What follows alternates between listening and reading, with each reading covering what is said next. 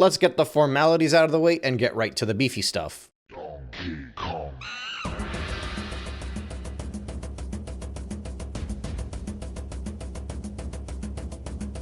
First, it's Jinjo, not Jingo. I don't know how I did a 2.5-hour Banjo-Kazooie retrospective and completely screwed that up. Second, we already know about the story of how RareWare became larger and larger until Nintendo bought a large chunk of the company, having them evolve from all of their successes like Battletoads and Killer Instinct, and then really making them flourish by giving them Donkey Kong, watching how they were able to take the big ape to new heights on the Super Nintendo, briefly beating out not only Mario but even Sonic in the playground wars of the 90s. And then the transition to 3D happens. Mario 64 absolutely changes the console gaming world. Everybody's like, where's RareWare? Are they going to do to Donkey Kong what Nintendo was able to do with Mario? Banjo-Kazooie pops up, takes the world by storm, selling 3.65 million units to date. And that's after GoldenEye and Diddy Kong Racing became staples of the Nintendo 64 library, of course. And then by 1999, a short 3 years after Mario had made the jump to 3D, everybody's favorite gorilla once again took everything that Mario did and just made it bigger. More characters, a larger scope, and enough collectibles to drive somebody absolutely insane. Again, if you're watching this, you already understand. By 1999, the concept of a collectathon was fairly straightforward. You get to enter different stages in different orders, although there is a little bit of guidance as to which stages you might have to complete before getting to another one, whether it's Mario 64 or Banjo or any of the other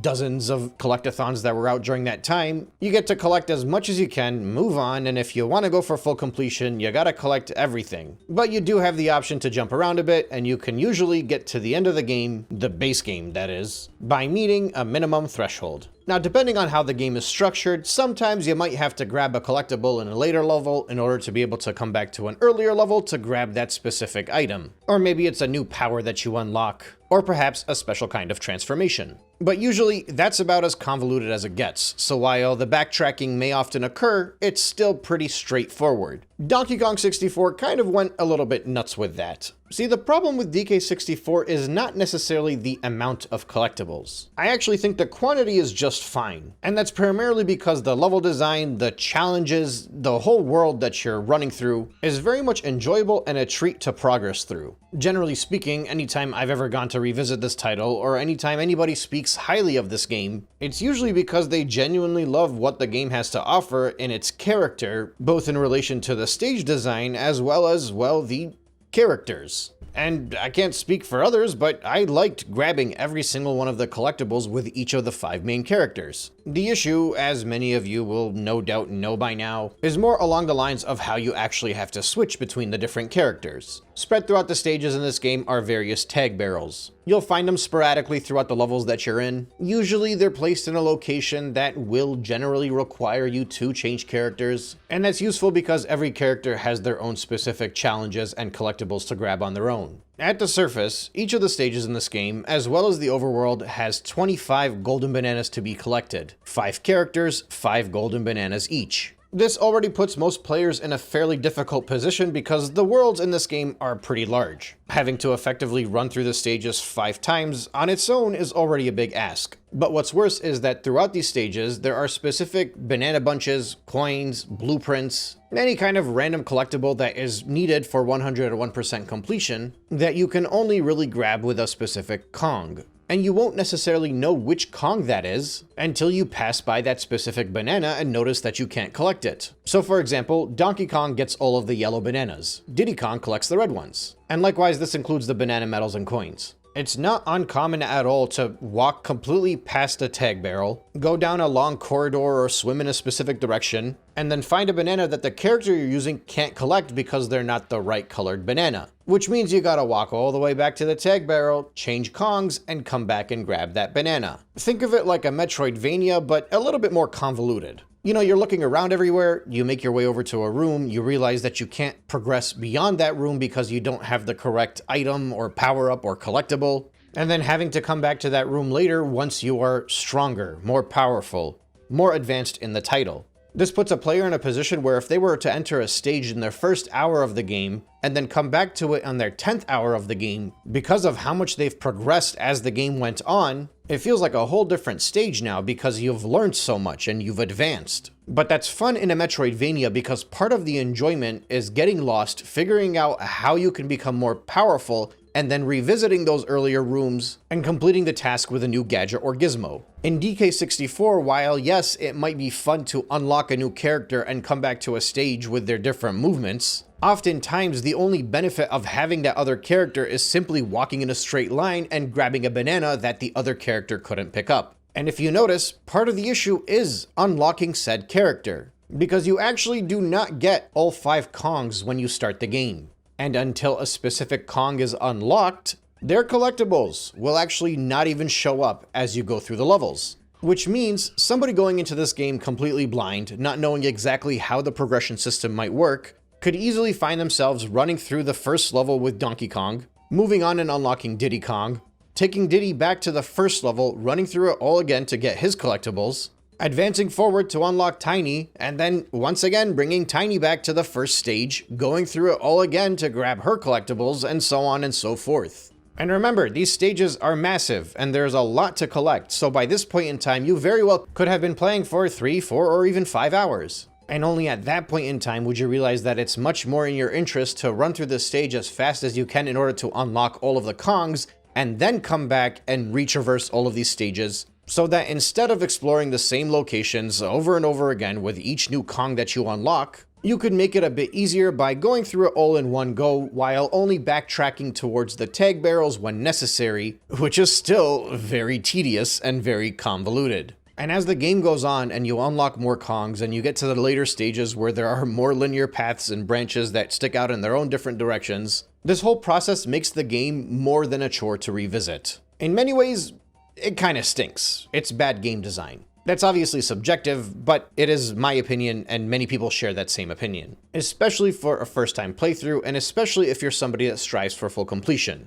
But even if you don't strive for full completion, the progression through the title is enough to turn many people away from this game, and it has for so many years. Keep in mind, I mentioned that you need all of those colored bananas if you want to go for 101% completion, but you also need to collect a certain number of bananas just to get to the final bosses in every single one of the stages. So it's not like you can completely ignore them and just advance. These collectibles, as well as a few more as we get through the game that I'll mention, are very much obligations. And unfortunately, it gets even deeper than that, because not only do you have to unlock every single one of the characters in order to be able to grab all of the collectibles that are spread throughout the stages, but each character also has like these minor RPG elements to it, where the further along you get into the game, the stronger they get, and the more moves that they unlock, which allow you to access specific areas in earlier stages. So even if you decide to backtrack and look through an old stage after you unlock a Kong, there's a good chance you might bring that Kong back, realize you haven't necessarily unlocked the context-sensitive power-up that they need to access a certain golden banana,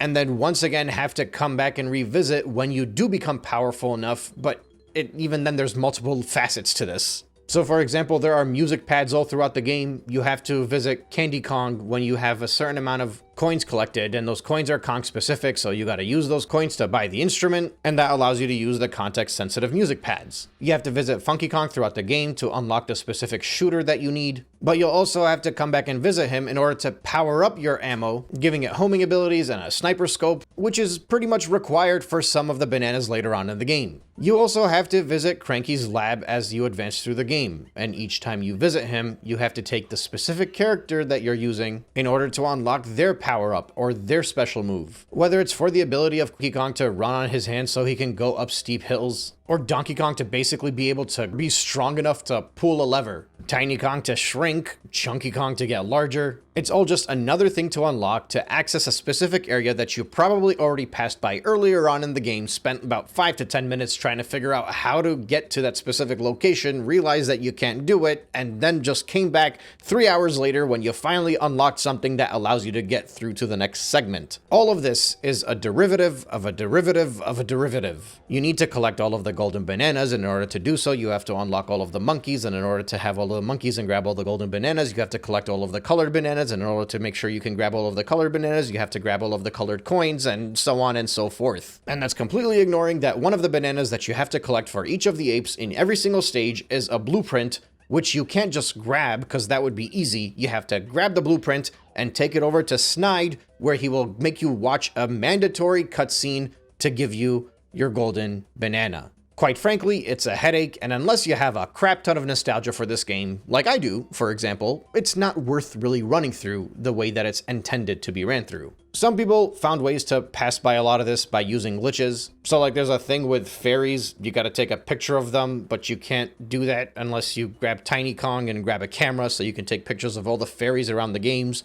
But there's a glitch where you can unlock the camera earlier on, and that saves people a little bit of time of that because these fairies, which I didn't even mention earlier, are part of the required collectibles in this game as well. But the point is that people have found ways to use various glitches in order to kind of get through this game quicker. As time has gone on, this game has become more and more difficult to recommend to newcomers. And it's scared a lot of people away that I think would have actually enjoyed this game quite a bit. But fortunately, there's actually a great solution here that has completely improved the quality of life of this title. And it's actually via a ROM hack made by fans. The Tag Anywhere hack, as many people know it. And I personally think that this Tag Anywhere hack has been out long enough that I could do a retrospective on the actual Tag Anywhere hack itself instead of Donkey Kong 64's vanilla experience. Because once you apply the Tag Anywhere hack to Donkey Kong 64, it completely changes the experience. It's no longer a convoluted collectathon. It suddenly turns into what I would consider a really good sequel to Banjo-Kazooie, whether that's intentional or otherwise. Like I said, the level, the stages, the visuals, the charm, the humor, the minor little bits of cutscenes here and there, I think these are all very well done. Even the platforming that you would have to do to advance through the game, I think there's nothing wrong with it. Which means this ROM hack effectively fixes everything that makes this game bad, in my opinion. If you consider Banjo-Kazooie's Nintendo 64 experience versus the Xbox Live Arcade experience that was re-released for the 360, if you remember in that title, on the Nintendo 64 experience, you had to collect 100 music notes in one go in order to get full completion. You had to collect those 100 music notes in every stage that you played. The Xbox Live Arcade version made it so that you didn't have to collect those 100 music notes in a single turn. Which obviously purists and people that played this game growing up will definitely disagree, especially people that are looking for more of a challenge. But I think most people, at least most vocal people online, generally consider the Xbox version the better version of the game specifically for that reason alone. And personally, I think I agree with it. I think that is a good improvement to the title to make it not as tedious for a challenge that should not be as obnoxious as it was on the Nintendo 64, admittedly in some stages more so than others. Imagine that quality of life improvement times a million. And that's what the Tag Anywhere Romhack does for Donkey Kong 64. Obviously, you guys probably understand by now, but the Tag Anywhere Romhack allows you to change Kongs anytime, on the fly, by using the D-pad. You no longer have to run around and look for different barrels. If you get through a specific segment and you notice a different colored banana, you can just quickly shift to that Kong and grab it. You can take advantage of the various abilities each Kong has. So for example, Tiny has like an additional hover, a flutter jump, if you will. This is crucial for 3D platformers, specifically the ones that are made in the 90s, where you're given a chance to core correct your jump in the middle of the air. So the fact that it's only locked behind a single character in Donkey Kong 64 is absolutely absurd, but with the Tag Anywhere hack, now anytime you want to climb or you want to fly or you want to advance throughout a stage, you can just easily stick with Tiny Kong. And let's say, for example, you might need to run very quickly across a certain area. You can just have Lanky Kong run on his hands, because I think that's a little bit faster than walking regularly with the other characters. And likewise, only Lanky Kong can unlock the Animal Buddy On Guard, and while On Guard is grossly underutilized in this game, as well as Rambi the Rhino, this means that if you want to grab On Guard, you don't need to go back and find a tag barrel, switch the character, come back with Lanky, and grab On Guard. You can just switch to Lanky and use that immediately right there and then. And likewise with Donkey Kong and Rambi the Rhino. The game just flows much better, and it feels very similar to Banjo-Kazooie, because a lot of the different power-ups that you're going to be collecting throughout the game feel like they have similar ones in Banjo. Like Diddy Kong, in context-sensitive levels, has the ability to fly with his jetpack. So now it's very easy. If you have it unlocked and you pass by that context-sensitive pad, you can just go up there and start flying the same way that you would in Banjo with Kazooie. And the nice thing is, with this ROM hack, you can still unlock the characters as you move through the title. You can still unlock all of their power-ups as you get through the game, and you'll still feel that same sense of progression that may or may not require you to backtrack in certain areas because you've unlocked a new ability. Most people say this effectively cuts down the time of the game in half for them. I don't necessarily know if that's accurate. There are people that are finishing this game in 15 hours. Maybe if there's somebody that actually knows the entire game in and out, that would be possible. I have a very big feeling many of them are ignoring a lot of the time spent on save states, especially if they're new to the title. I still think it's probably about a 20-hour adventure if the only thing you're doing is using the ROM hack with no save states and no cheats and no glitches. Which is still pretty good, because according to howlongtobeat.com, they think that this game takes roughly 30 hours to 100%. Now, I might actually take this a step further, and this is kind of more debatable depending on the type of player that you are. Instead of simply using the Tag Anywhere hack in order to allow you to, well, change your Kong and tag anywhere, there's also a setting in the title that allows you to activate what they call speedrun mode. Speedrunning mode basically unlocks everything straight from the get-go. It lets you skip the tutorial area. It allows you to access every stage in whatever order you want. All of your Kongs are unlocked immediately. All of their power-ups are available for you to just move as you please. I won't argue that this is the best way to experience the game, but I will say that if you're somebody that's nervous about putting so much time into a Donkey Kong title from 1999, this might be a very appealing way for you to jump into the title. This does also remove story elements like cutscenes, but the story is not really that big of a deal in this game. Honestly, I'm probably not even going to go through it in this video. It's just Donkey Kong and K. Rool fighting because of bananas and whatever. It's the same Donkey Kong story that's been going on for a long time. But there are cute little cutscenes that provide context as you advance through the game. They're not really necessary, but they're fun. But I'd recommend before deciding to go for the speedrunning mode, maybe just go through this ROM hack, and then if you get to a point where you feel like the game is requiring too much backtracking and you just want to have everything unlocked so you can move forward, you can always go back to the main menu and change the settings to speedrunning as you've already advanced through the game. So maybe like spend the first 5 hours running through the game without thinking too much about it. Try to unlock all the characters. Don't, look everywhere. Just advance through the title regularly. And then technically, by that point in time, you should have Chuny Kong. You can unlock everything and then just run through this stage as if it was just a giant open world collectathon. And I think there would still be a whole lot of fun to be had in the game that way. But regardless, in my case, I went through this game just using the Tag Anywhere hack. I didn't use any save states. I emulated on my PC. I used the Citron emulator if anybody's wondering, and I threw all of the settings as high as possible. This very well might be the best way to experience Donkey Kong 64 in the modern era, and I absolutely had a blast. But despite all of the crutches and all of the ways I found to make this game a lot more digestible, it was still difficult, still exhausting, and still very long. And I'm sure you can tell just by the length of this video. As per usual, I like to go through the entire experience, and I like to focus on the main collectible. And that's no different here. So let's start off by heading over to the hub world. I will meet you at DK Isle.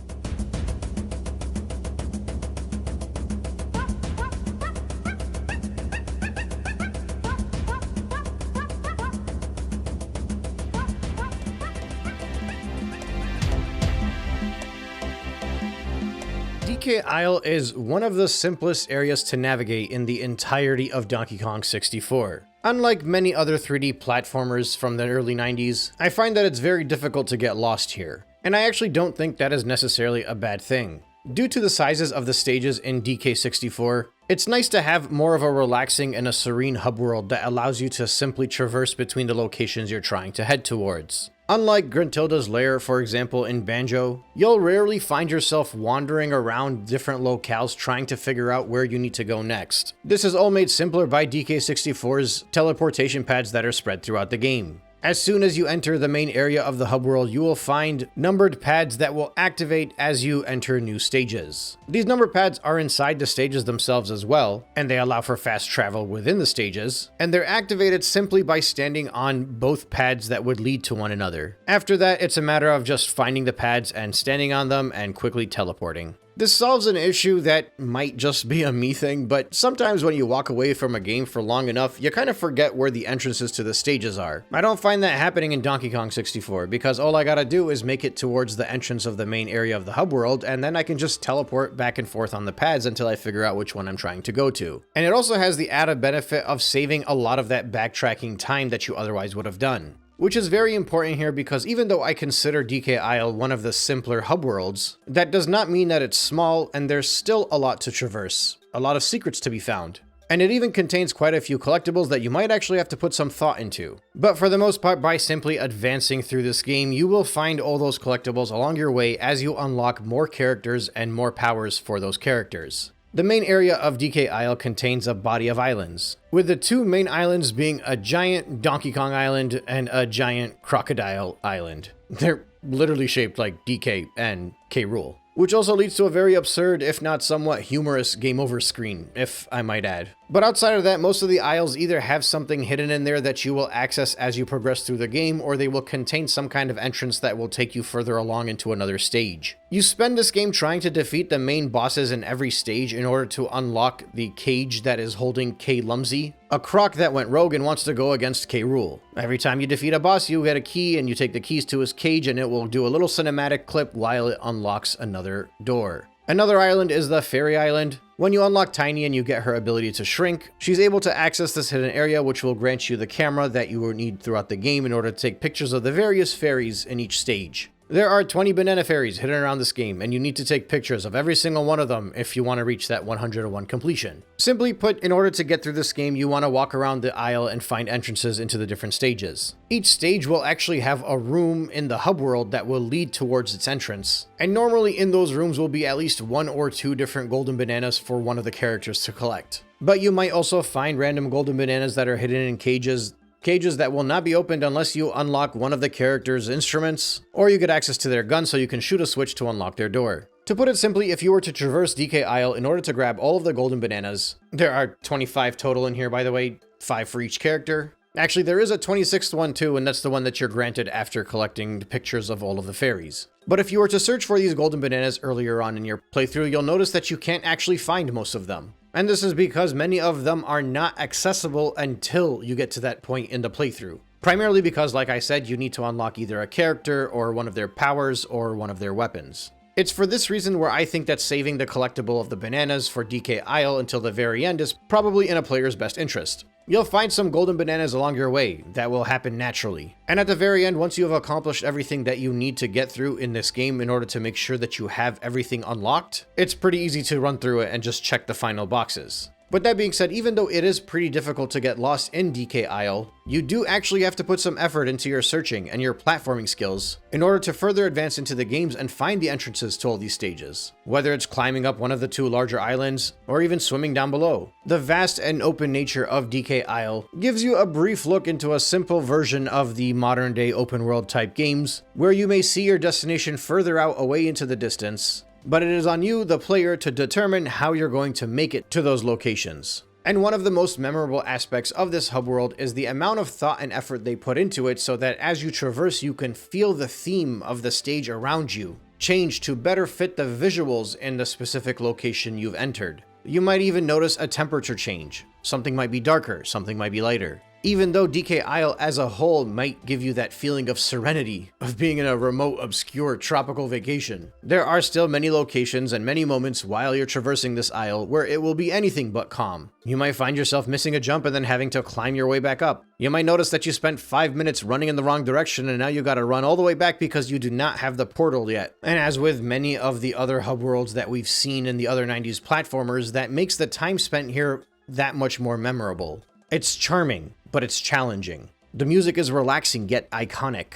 And most importantly, the entirety of this hub world is not egregious. If you've been watching my retrospective videos over the years, you'll know that I really dislike hub worlds that you get lost in. I'm okay with a minor setback. I'm okay with making a few wrong turns and having to learn from it. But I always found that a good hub world is one that you should not get lost in after you've been through it a few times. Gruntilda's Lair in Banjo, to this day, I find very confusing, and on every playthrough I'll find myself running around it being like, I just can't remember where the entrance to the stage I want to go to is. I appreciate that that's not the case in Donkey Kong 64, and I especially appreciate it because in their stages, that's where I'm searching, that's where I get lost, that's where I might not know where to go, and I think it's better for it. Again, to draw parallels with Banjo, while I was getting lost in the hub world when I was going through the stages in Banjo-Kazooie, I rarely found myself lost. It's reversed here. And I think that's for the better, especially when you consider that if you're not playing the Tag Anywhere hack like I was, it makes it just that much more obnoxious. I want to go through a hub world to enter a stage so that I can play the main game in that stage.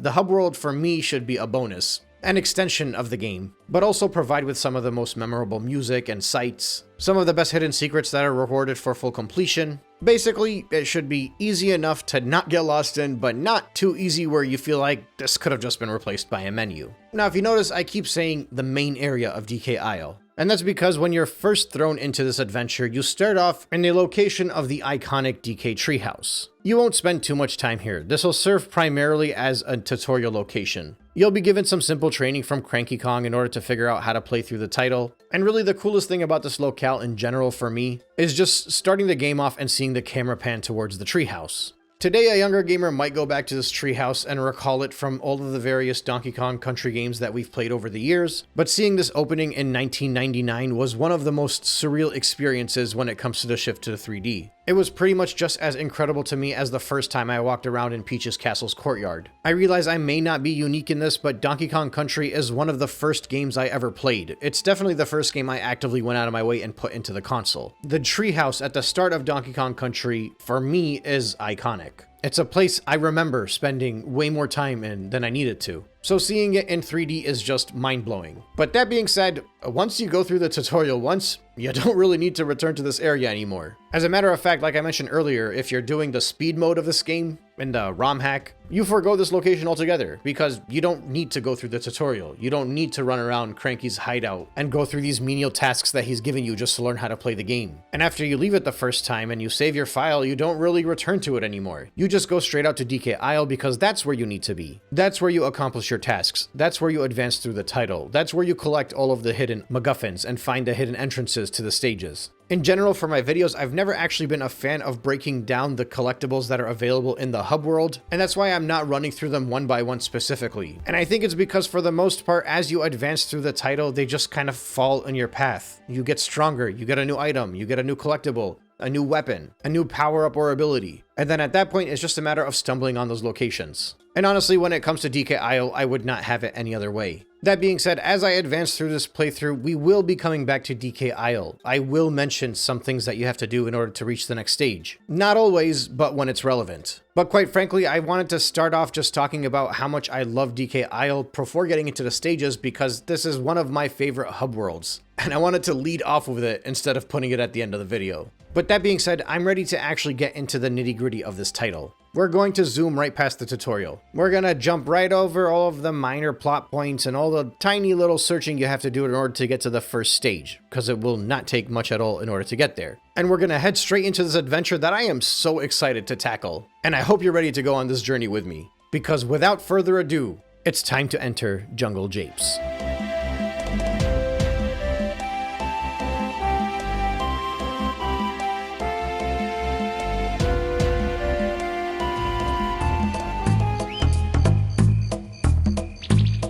Jungle Japes is about as level 1 as it gets when it comes to 3D platformers. Whether it's the green skies, the upbeat music, or the fact that it feels like an extension of everything you've gone through so far in the hub world leading up to the entrance of the stage.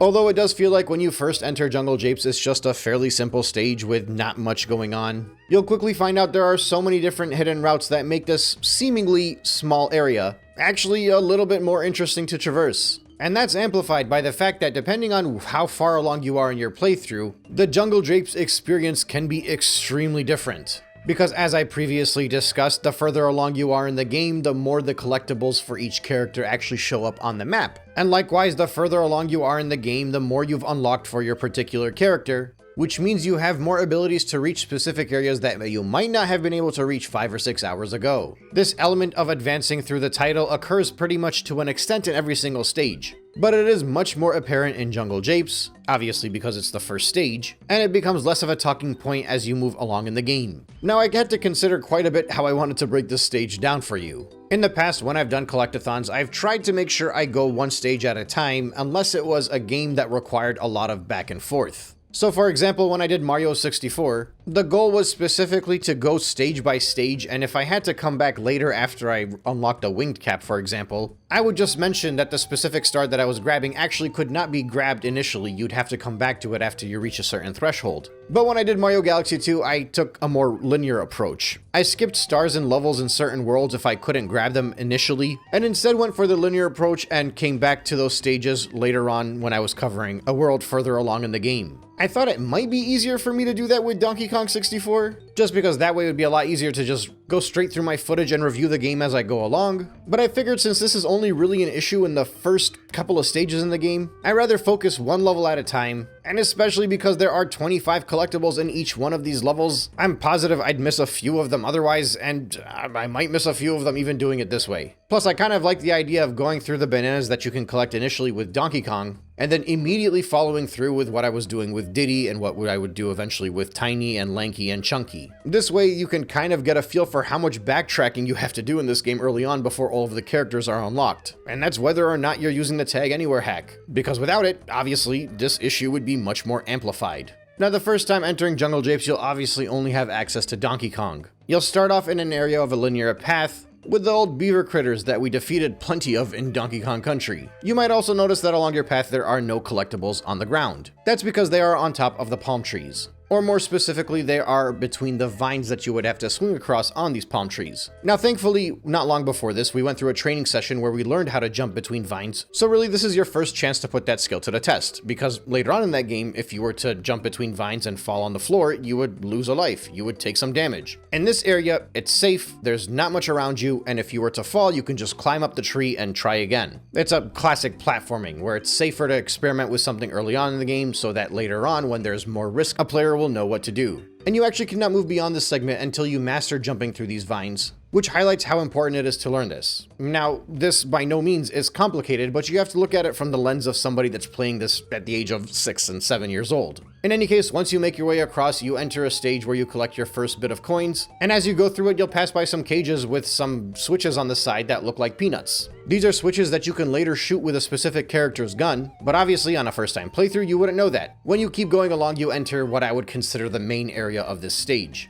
And in doing so, the camera will quickly pan to a cage holding Diddy. I will be mature and refrain from making any Diddy in a cage jokes. And of course, there's also a golden banana in front of him. So naturally, you gotta figure out how to get up there. You also get some context from Squawks here. He'll tell Donkey Kong that he can only connect 5 of the golden bananas that are here. You'll need help of the other Kongs. And in general, he obviously does a lot more yapping early on, just to get players up to speed if they need that help. Now, a curious player might explore a little bit until they realize that there's really nowhere to go, except for a tree that's hidden in the water that will take you up to a platform where you will see Funky's store. Remember those 3 coins you collected? Well, that gets you your coconut gun. When you exit directly in front of you, you'll find this little platform that has a picture of K. Rool on it. These are challenges that will appear as you go through the game, and they will put you in a brawl on a small platform where you'll have to survive what is effectively a Royal Rumble for a certain amount of time. It'll get harder as the game goes on, the characters will be a little bit more challenging too. It is very repetitive, especially later on in the game as it gets easier and it just feels like a waste of time where you're just going through the motions. It's similar to some of the bonus rooms that you would find in Donkey Kong Country, although there are bonus barrels here, and we'll get to that as well. But the difference it was in Donkey Kong Country on the 2D games, part of the fun was finding those secret hidden bonus rooms. Over here, the bonus rooms are a lot more in your face. They're basically a box to check in order to collect these crowns. There's 1 in each stage, and I believe 2 in DK Isle, which brings the grand total to 10. And they are actually required in order to reach the end of the game, so you do have to go through this.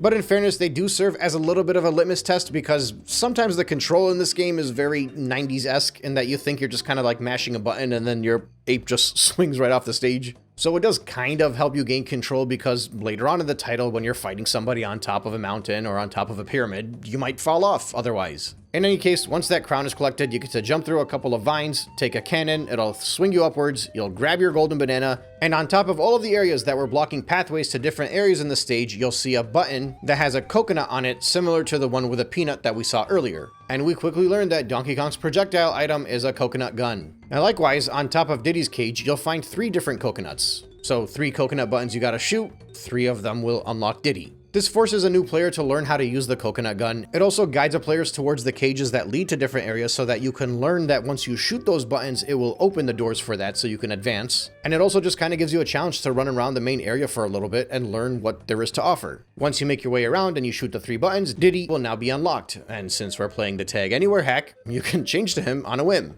just like in the 2D games. Now, as you run around with your various Kongs, you obviously have bananas that you can collect. You might notice some balloons that are out in the sky, similar to the 100 coin star in the Mario series or the music notes in the Banjo games. I don't really plan on giving you a step-by-step walkthrough of every single banana that you can grab, but just like the bananas, these balloons are color-coded to match the player's specific color. And so, for example, if you see a yellow balloon, you gotta take out Donkey Kong's projectile and you gotta shoot it in order to grab those bananas. It's all part of that required collection that you need to do in order to advance in the game, and especially if you want to reach full completion. Now, since Diddy is unlocked, there are some bananas and coins that will pop up in areas that were not there initially. For example, if you swim down into the water now, you'll see 3 banana coins that weren't there when you were just swimming with Donkey Kong. Then you might remember that when you had 3 coins with Donkey Kong, that's when you were able to buy his coconut gun. And likewise, if you take Diddy to Funky Kong, you'll get his peanut gun. And then you might remember in that early tunnel that you passed by, there was a peanut button that you can shoot. And now that you've undergone that whole coconut challenge with Donkey Kong, you realize what it's for. You grab these guns, you come in here, you shoot those 2 buttons,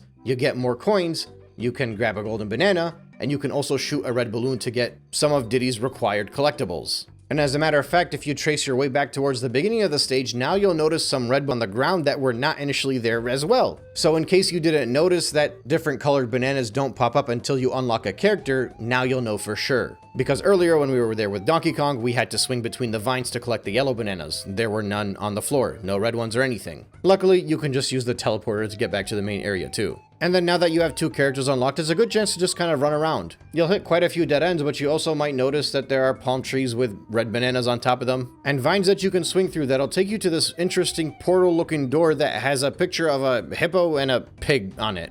Yeah, I got no explanation for this, it's kind of weird.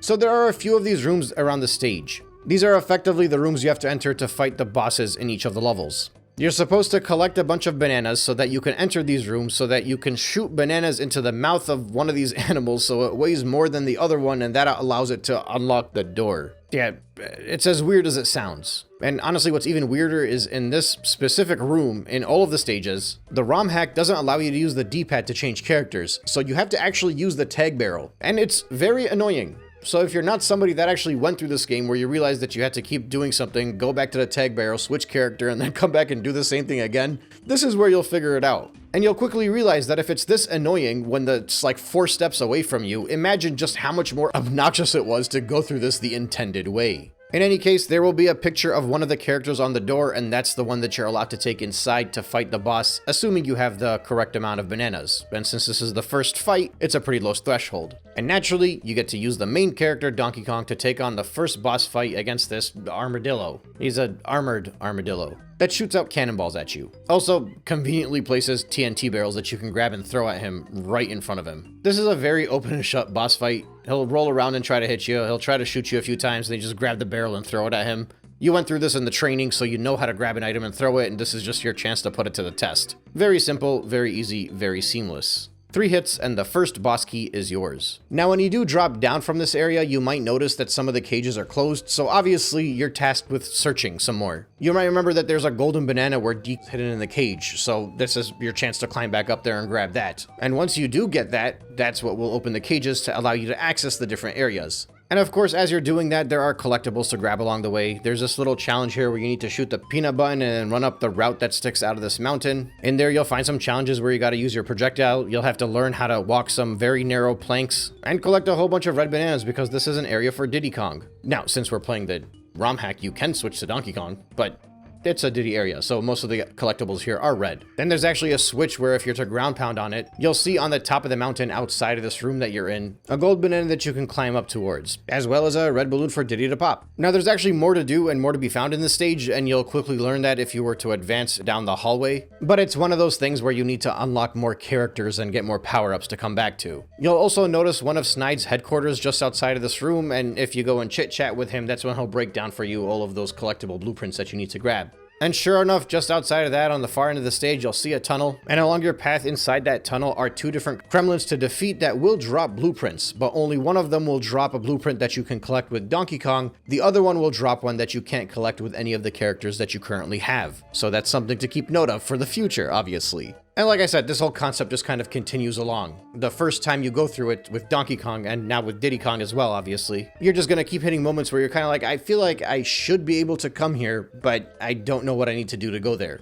Eventually, on the other side of the tunnel, you'll make it out to this big room where there's just a whole lot of lightning, as well as one of Cranky Kong's hideouts, where you'll have to pay him 3 coins, which feels very unnecessary, but it's not the weirdest thing you're gonna pay Cranky to give you a potion to teach you how to do. And of course, after you do that with Donkey Kong, you could go back in with Diddy Kong and you could learn the Chimpy Charge, which is one of those attacks where he just kind of goes headfirst into something. Again, not to beat a dead bear and bird, but these are all attacks that Banjo-Kazooie were doing themselves. So if you were in the 90s and you played Banjo prior to going to Donkey Kong 64, it feels like a natural evolution of that game, and you're just unlocking more attacks that you had available for you in that game. It makes it really feel like a direct sequel in that regard. Just beyond Cranky's lab is a door with a coconut over it, and behind that is Rambi the Rhino, whom, just like On Guard, is grossly underutilized in this game. I find it very weird that you have to be Donkey Kong in order to use Rambi. I find it even weirder that while you're using Rambi, you still can't collect Donkey Kong's collectibles. So like yellow bananas, you can't grab them. But it is fun to charge around with Rambi and destroy these huts all around you so you can see all these different switches with characters' faces on them. A foreshadowing of what's to come. When you ground pound Diddy or Donkey Kong's face, there'll be a timer that'll start. And basically the whole thing here is you figuring out how to get there fast enough in order to grab the golden banana before the time runs out. These are more challenging than you think, except when you remember that you can just simply use the teleportation pads. It's no longer really that difficult. Although, in fairness, part of the benefit of this challenge is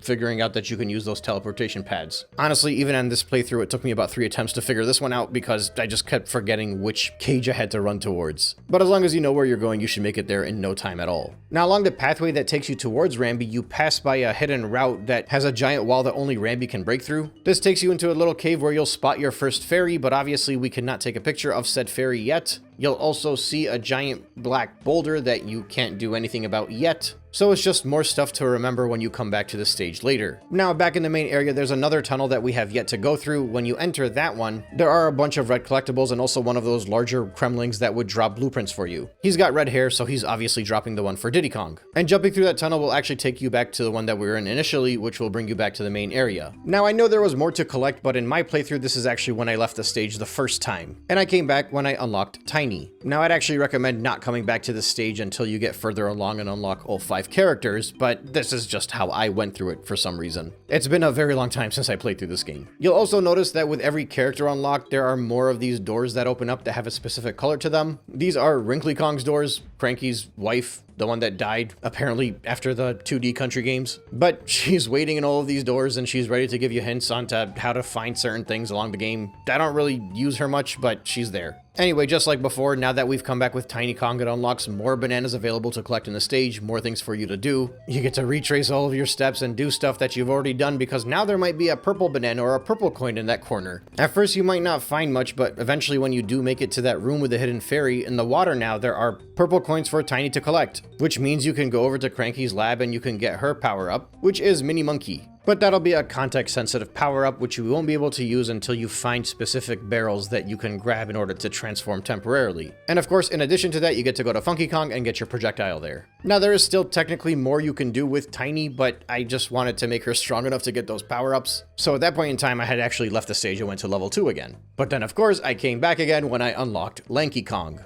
Same idea, retrace your steps, search more, grab your coins, grab your bananas, get your shooter from Fungi Kong. Try to go up the steep hill because there are blue bananas on there, but realize that you still can't. Defeat the big Kremlin that gives you the Lanky blueprint. Pop a balloon and notice more steep hills. clearly Lanky has something to do with steep hills. And sure enough, once you head over to Cranky's lab, he will give you the Oranga stand, which not only allows you to move a little bit quicker, but it also allows you to go up steep hills, which again is an attack that's very similar to what we got in Banjo-Kazooie with the Talon Trot. Now at this point in time, I decided to take on the challenge for the rest of the characters where you have to jump on the switches that have their faces and run to this stage in order to collect the golden banana. It's more or less the same thing as what we just did with Diddy Kong. It might take the first attempt to make sure you run to the right spot, and then by the second or third attempt, you should be able to easily reach the golden banana. I will say that looking back at this challenge, it seems very simple and it seems very repetitive, but I remember while I was doing it, because of the punishment of having to walk all the way back to the beginning and hit the switch again, it did actually make me better at this game. I'm not mad that they have it. You don't realize how little you know a stage until you start going through these challenges. You also don't realize how poorly or how well you can traverse.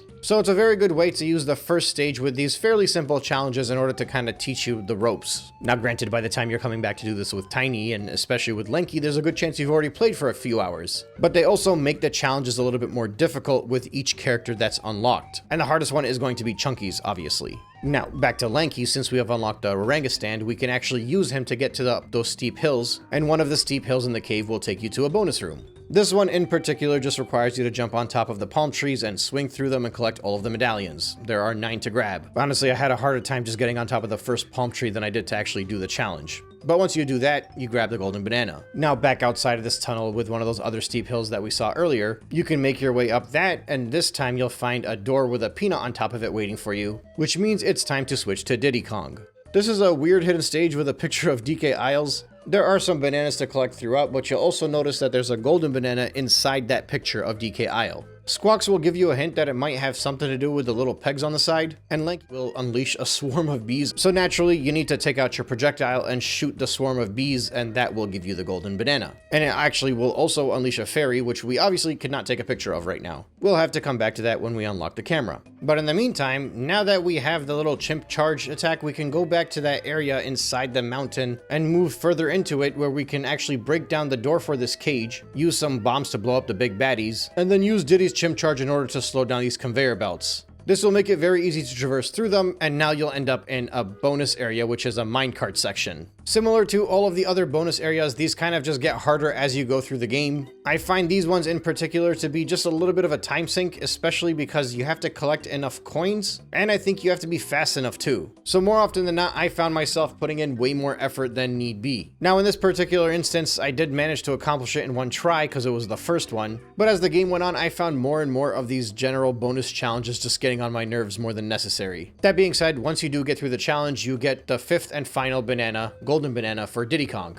Now at this point in time in my playthrough, I was ready to leave the stage, but then when I was running through the tunnel, I remembered in that little area where you have to go through the cage to get to like a whole new segment, there were more cages that had buttons that only Tiny or Lanky could shoot. Opening Tiny's cage takes you into another bonus room where you just have to swim through the water and collect all of these medallions. There's a time limit. It does kind of screw around with your depth perception. It's a 90s platformer swimming challenge that requires a little bit of an amount of precision and also time limit. Those are never fun. Thankfully, it's the first one, so you beat it pretty easily. And after that, if you open the next cage with Lanky, there's a maze that he has to run through. And this is also a bonus challenge type of thing that you're going to be going through quite a few times. You have to defeat the 5 enemies in this maze and then make it to the finish line before the time runs out. Again, the first time, very easy. As you get along, it'll be a little bit more structural of a timeline and a little bit more difficult to find all of the enemies. But that also puts Lanky Kong at his 5th golden banana of the stage. And this is actually when I decided to leave, and I did not come back again until I had Chunky, which was actually a decent amount of time later, by the way.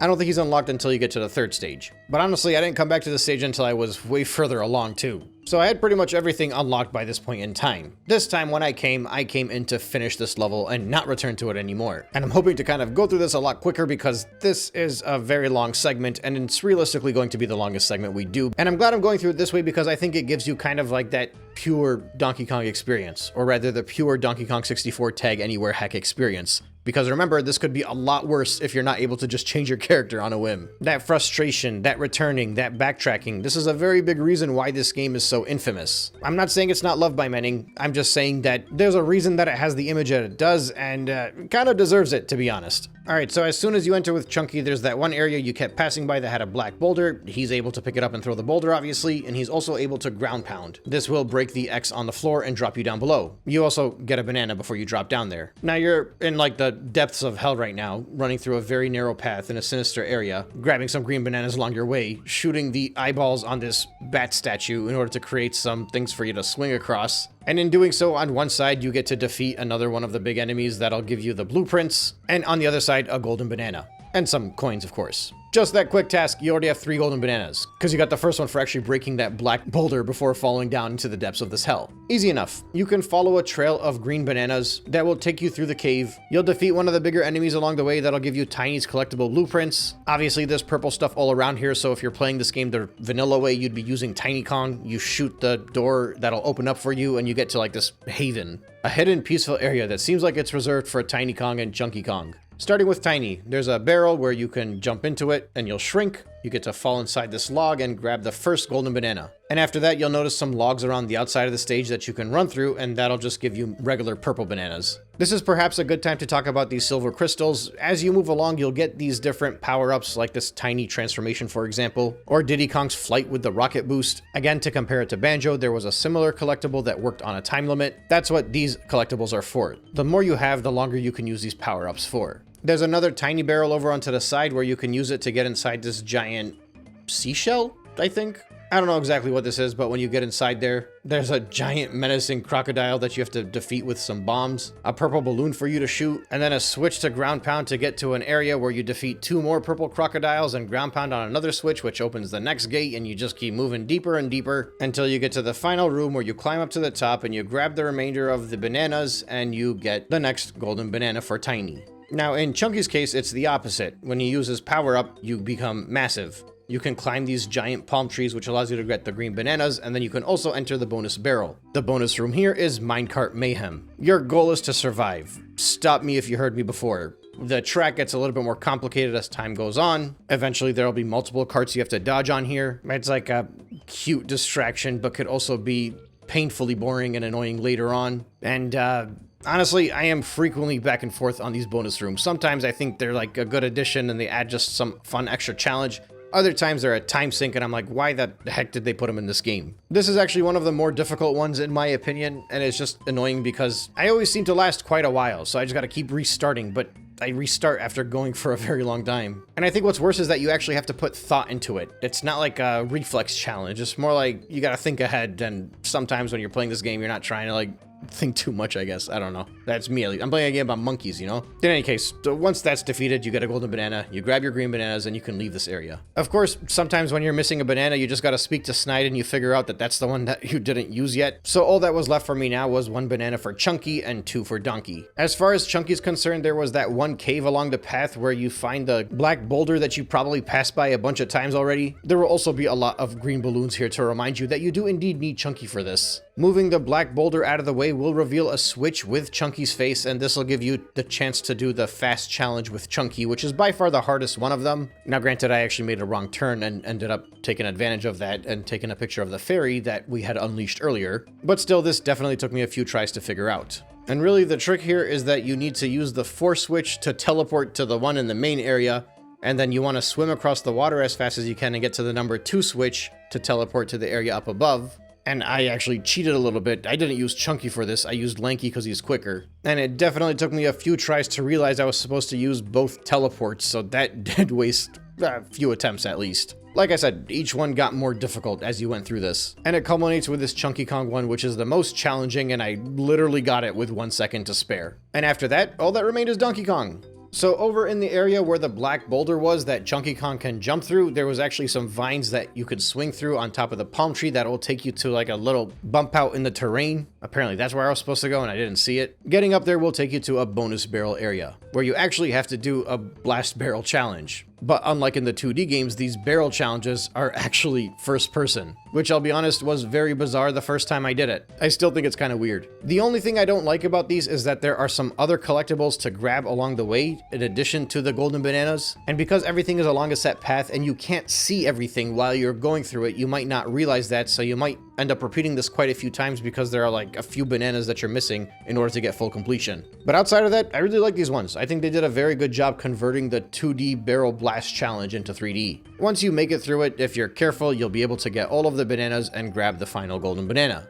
I say final, and it's because there's actually one more remaining, and I didn't realize it was one that I skipped quite a while ago. Way back in the Rambi area, ground pound on the Donkey Kong switch, and just run to the beginning of the stage where there's a cage on the floor that opens up for the golden banana. There's actually not even a time limit for this one. But with that, the stage is fully complete. And I actually think it's kind of funny because I'm pretty sure Donkey Kong could have grabbed all 5 golden bananas very early. But as it goes with collectathons, as you're searching and you're looking every nook and cranny, sometimes you pass right by the location you need to be 100 times and you're like, I already did this, I don't need to worry about it. And that goes double in the case of Jungle Japes because it is the first stage. You're learning the rules of the game. You're getting acclimated to all the moves, you're getting acclimated to the environment, the challenges. And in addition to all of the regular stuff that you would have to get accustomed to in any 3D platformer, you're adapting to a title that has 5 characters, and each of those 5 characters has to gain more and more power-ups and abilities in order to advance and get further along. And all of that is done by collecting bananas and coins everywhere, color-coded for specific characters. But the nice thing about Jungle Japes is that it is very much a testing ground. It's a test for you when you start the game, and it becomes even more experimental as you unlock more characters and more abilities. There's never a time where I've returned to Jungle Japes and I felt stressed. There are times where I felt lost, there are times where I felt confused, but it's very rare. And with the way the level and the scope of the stage evolves as you get further along in the title, the first time running through it with how simple it feels with everything closed off, feels like a different stage entirely to when you come back with Chuny Kong and you've learned so much in this title. Down to every little area and corner that you need to look, every single enemy that you need to defeat for the blueprints, the various bonus challenges, and even the speed challenges. Quite frankly, the design of Jungle Japes accomplishes something that is very difficult for any game to accomplish. And it makes it so that they manage to make a stage evolve as the player evolves. There's no point in time where you'll come back to this stage and feel like it's the hardest one, but when you come back to it while you're more powerful, while it is very simple, especially in comparison to the remaining levels, it doesn't necessarily feel like you're returning to a typical level 1 where it's like, you feel like you're wasting your time there after you've gotten this much stronger. And I think that's very important for a title that's laid out in the way that Donkey Kong 64 is laid out. Otherwise, it could really sour the taste of Jungle Japes. But with that all said and done, I've talked about this level way too much. Let's just cut it off here and hopefully have a much smoother experience going through Angry Aztec.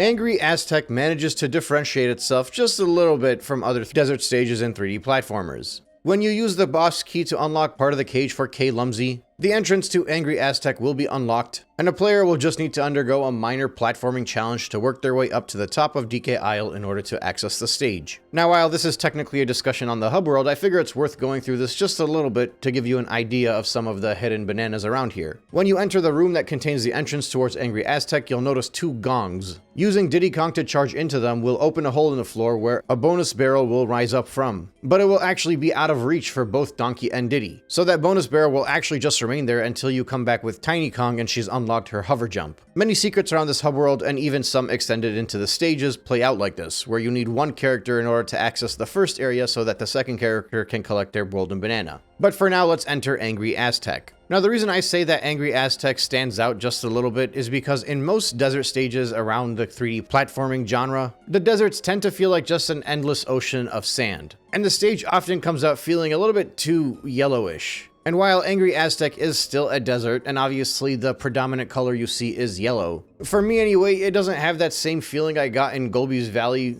where I was just running around what felt like a pile of cheese. I also appreciate that the map in this stage kind of carries on with the similar patterns that we've seen throughout this game, where there are tunnels that lead up to a main area which branches off into a whole different segment altogether. The Aztec vibe also lends itself well to the design because it takes away from that usual desert with pyramids feel that you would get in these stages. Instead, what we have here are ancient temples. There's more of a rustic design to these things, due to the fact that this is based off of the Aztec pyramids and temples based out of Mexico, as opposed to the pyramids you would find in Egypt, for example. This design choice allows it to feel more similar to Temple Tempest that you saw in the 2D country game, although in fairness, I would have appreciated a backdrop that contained more green because it would have sent that point home much better. But that being said, despite the aesthetics, this contains many of the usual tropes that you would find in a 3D platformer, especially inside a desert stage. There's hazardous quicksand all around you, old structures hidden throughout with secret entrances that you need to access, then obviously sand everywhere,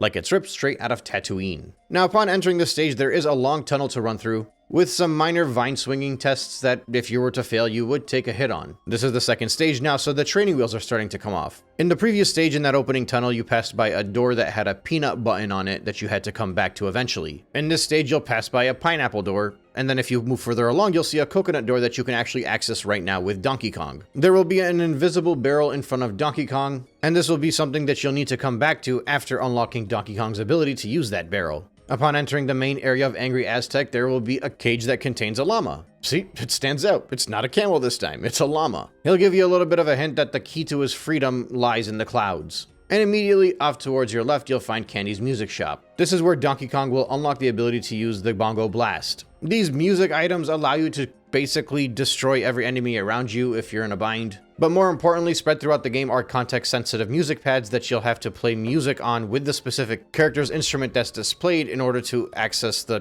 golden banana or unlock a door or something. At this point in time, players can also get Diddy's guitar move. Hovering in the air on top of one of the palm trees, you'll notice an invisible Diddy Kong barrel. That is yet another set piece that you'll have to keep on the back of your mind when you unlock more abilities of Diddy Kong. Now keep in mind, since you do enter Angry Aztec, there is still that feeling of retreading your steps a little bit like you did in Jungle Japes. Albeit it's to a significantly smaller degree in this stage just because it's a little bit further along than the first stage was. And not only that, as you play through Angry Aztec, you'll actually unlock 2 of the next characters. Of course, as you traverse around this main area, you'll be able to pop some balloons and collect various bananas, but the only area you'll be able to progress through is a structure on the side that contains multiple buttons all around it. As Diddy Kong, you find a peanut one, it'll open the door, and you can enter the first structure. And of course, as soon as you enter, the camera pans and you'll see Tiny locked behind a cage. This is a surprisingly bigger structure on the inside than it looks on the outside, but it's also pretty simple to run through. Ground pounding the Diddy Kong switch will cause these statues to stick out their tongues where Diddy can climb upwards on, but there's also a frozen pool in the middle that you'll walk right over, as well as a tiny little hallway that'll lead towards a music pad that contains a triangle. Keep that in mind for later. This is also your first chance to realize that if you use one of your music attacks, you can destroy the enemies that are standing right in front of you. They're Kremlins hidden in barrels. The same bad guy existed in the 2D game if you remember. And that music pad on the floor kind of hints you that if you use your music attack, you'll be able to get rid of them. And I appreciate this because it's a good way for the game to teach you how to defeat those enemies even though you haven't yet unlocked a Kong that uses the music triangle. Now going back up the platforms with the monkeys that stick their tongue out, at the top just across the room players will notice a peanut button that they can shoot. This will create a narrow platform to run across, and when you make it to the end of that platform you'll be able to play the guitar, and that will thaw out the frozen pool, allowing you to swim below. It's a bit of a maze here, but nothing too intense. You'll get to a room with a bunch of crocodiles, or claptraps I think they're called, as well as the Kong letters surrounding the wall. And right next to the cage that contains Tiny, you'll see a Diddy Kong button. Charging into that will create platforms that allow you to reach those Kong letters, and getting each one of those will obviously unlock Tiny Kong. And of course, in addition to that, you'll also get Diddy Kong's first golden banana. There really isn't much else to do in this area for now. You can unlock the saxophone for Tiny from Candy Kong. This was the point in time that I actually decided to leave the stage and come back to it after visiting Jungle Japes again. That way, Tiny Kong will have more abilities from Cranky Kong and from Funky.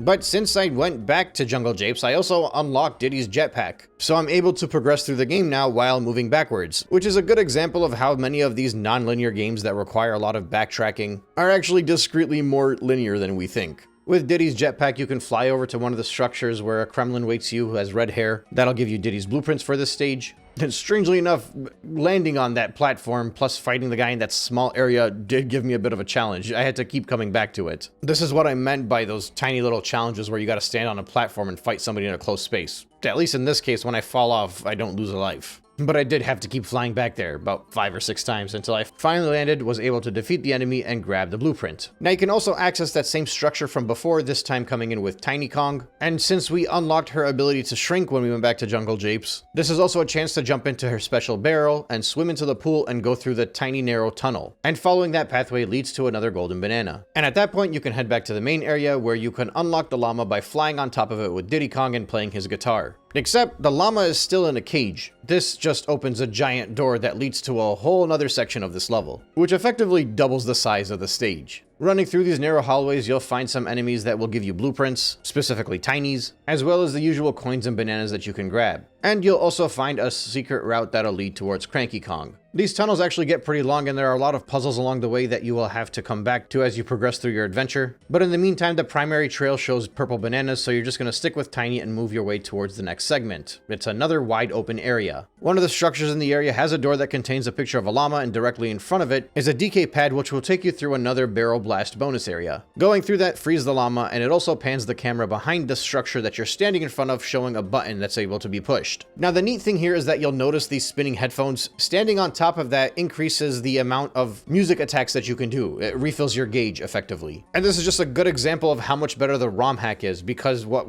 you would normally have to do is stand on top of these headphones and then go change your character and come back and do it again, which to me feels mindless and tedious, quite frankly. In this case, just refill your gauge, change character, refill that gauge, and then you can continue along. Heading back to the front of the structure, right on top of it is a coconut button that you can shoot with Donkey Kong, and as per last time entering the structure, the camera will pan towards Lanky Kong, this time in a cage. This is yet another massive structure that is much bigger on the inside than it is on the outside. Seriously, I think they got the same engineers that designed clown cars for these stages. As you run and search through the main area, you'll find various baddies along your way, various items that you can collect, even a music pad with a trombone that you can't use yet. But there is a trail of yellow bananas that'll kind of inch you forward. In the middle of the stage is what seems to be very hot, flowing fiery water. I don't know how else to explain it. It's red, but it looks like water. One of the yellow banana trails will lead you to a bongo blast pad that you can use, and that'll awaken the llama, who will spit into the fiery water and make it cold enough for you to swim through. This is one way to have continuity between different parts of the stage, I guess. This will also unlock a cage at the bottom of said pool, but before heading in that direction, there is a pathway that goes further below, where it will end with a DK pad where you ground pound on it, and this opens yet another door to access another area outside of this structure. However, we can worry about that later. Yet another nook in this weirdly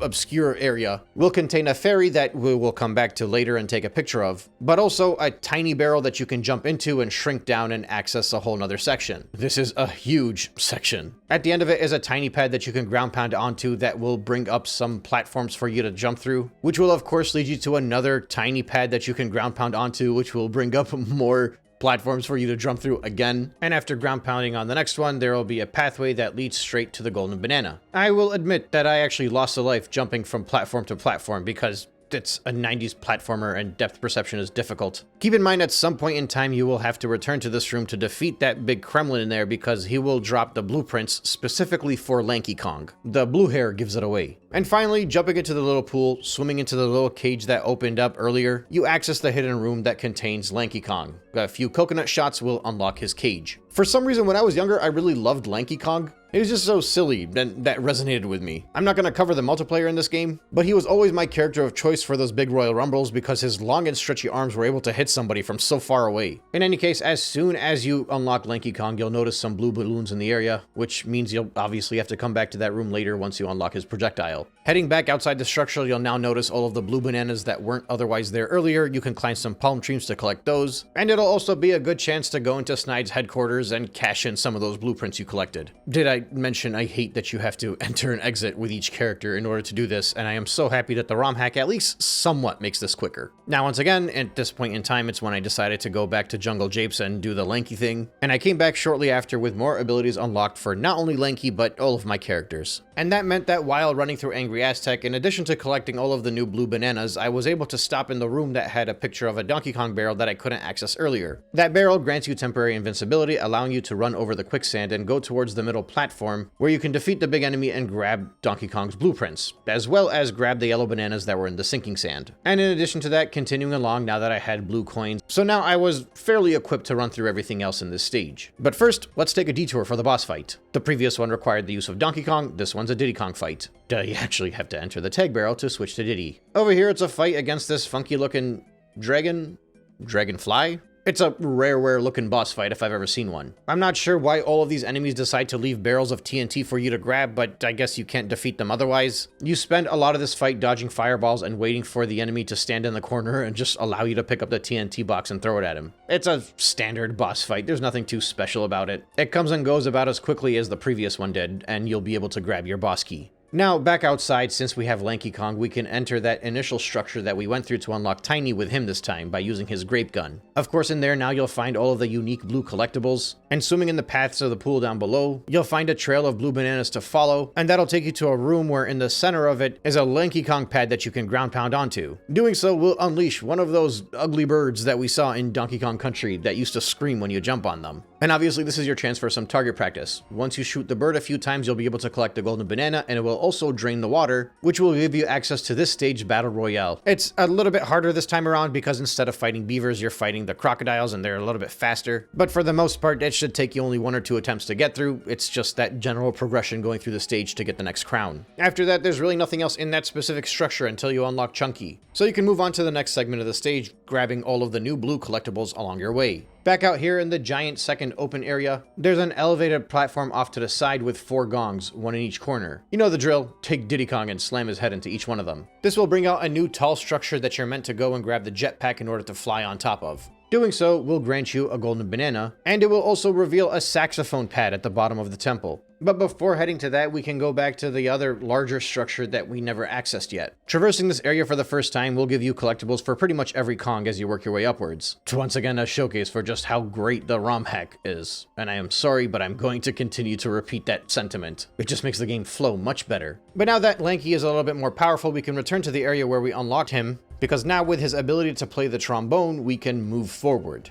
Doing so will give you access to a bonus area. This is just a generic one that's going to come up quite a bit. It's mindless. You won't fail at this one, basically. You basically have to keep shooting all of the snakes that are spitting the tortoises and reload your gun every time you run out of ammo by shooting the watermelon in the middle. It's a piece of cake. And of course, once you accomplish that task, you'll get your next golden banana for Lanky Kong. At the top of this area, there's also a grape button that you can shoot and push that will open up and lead to another room. There will be some ropes that you can swing across where you can collect either bananas or coins, and then a Lanky button that you can ground pound that will reveal a bunch of monkey statues. Now, I don't know if this is because of my emulator, but the colors of these monkeys are very confusing. You're supposed to shoot them in a specific order based off of which one is lighting up, but it is hard to see in the footage. Once all of them are spinning, you get your next golden banana. Also, since you're here, it's a good chance to go back into that room that contained the Kremling that had the blue blueprints, since we have Lanky Kong now. And with that, there's pretty much nothing else to do in that structure. Heading back outside, there was a puzzle over onto the side where you can be invincible with Donkey Kong and access one of those hidden areas that you opened the door for earlier. Running through the quicksand will allow you to collect some bananas. There's also a red balloon, which I'm pretty sure means that you're supposed to come back in here with Diddy Kong using the rocket jetpack. But in this case, I just switched to Diddy Kong and shot the balloon. And this actually also gives you access to the Diddy bonus room. It's Stealthy Snoop. It has a similar maze layout to the one that we did earlier with Lanky Kong, but the difference is here, your mission is to get through it in the allotted time limit without being spotted by any of the security guards, which basically means avoiding the little circles of light that they have in the direction that they're facing. As with most of the bonus stages in this, it'll take you a few times to get used to it. The first one is the easiest, and these will just get a little bit more difficult and a lot more repetitive as time goes on. But with proper perseverance, you'll be able to get through the bonus stage and collect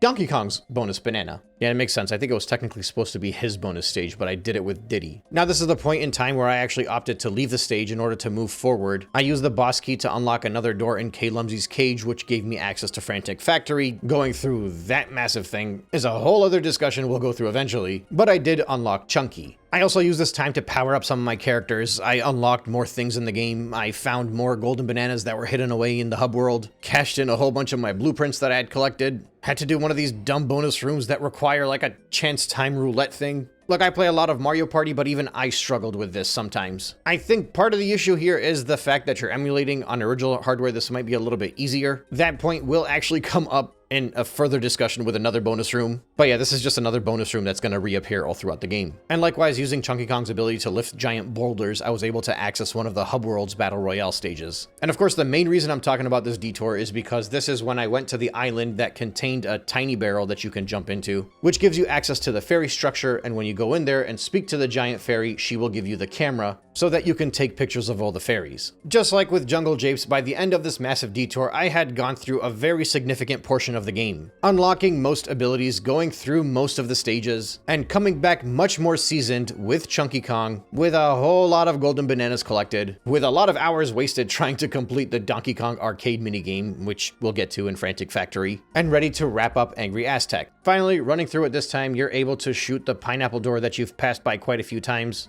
Of course, you're also able to collect all of the green bananas along your way that you didn't see before. Opening this door will take you to this pottery room, where you have to grab each one of these pots and you'll have to place them on the correct pad depending on what design is on said pot. It's a lot easier said than done, and that's probably a me issue because I kept launching them across the room because I was pressing the wrong button. And of course, once that's all said and done, you get your golden banana. Now first, you can go back to that temple where you unlock Tiny, where you will find a lot of green bananas for you to collect. And you can finally use the musical triangle pad that was at the bottom of this area. On the other side of the double doors is a golden banana, but it will quickly go underground. You're in a cubed room that will rotate a few times, and each time it goes around, you'll have to defeat some of the enemies that pop up. It's very easy, just one revolution should get you the golden banana. You're pretty much done with that location altogether. After that, you can head to that pathway that leads to the second segment of the stage, and now you can actually accomplish some tasks that you couldn't do earlier. For example, there's a barrel which will transfer you into a giant version of Chuny Kong.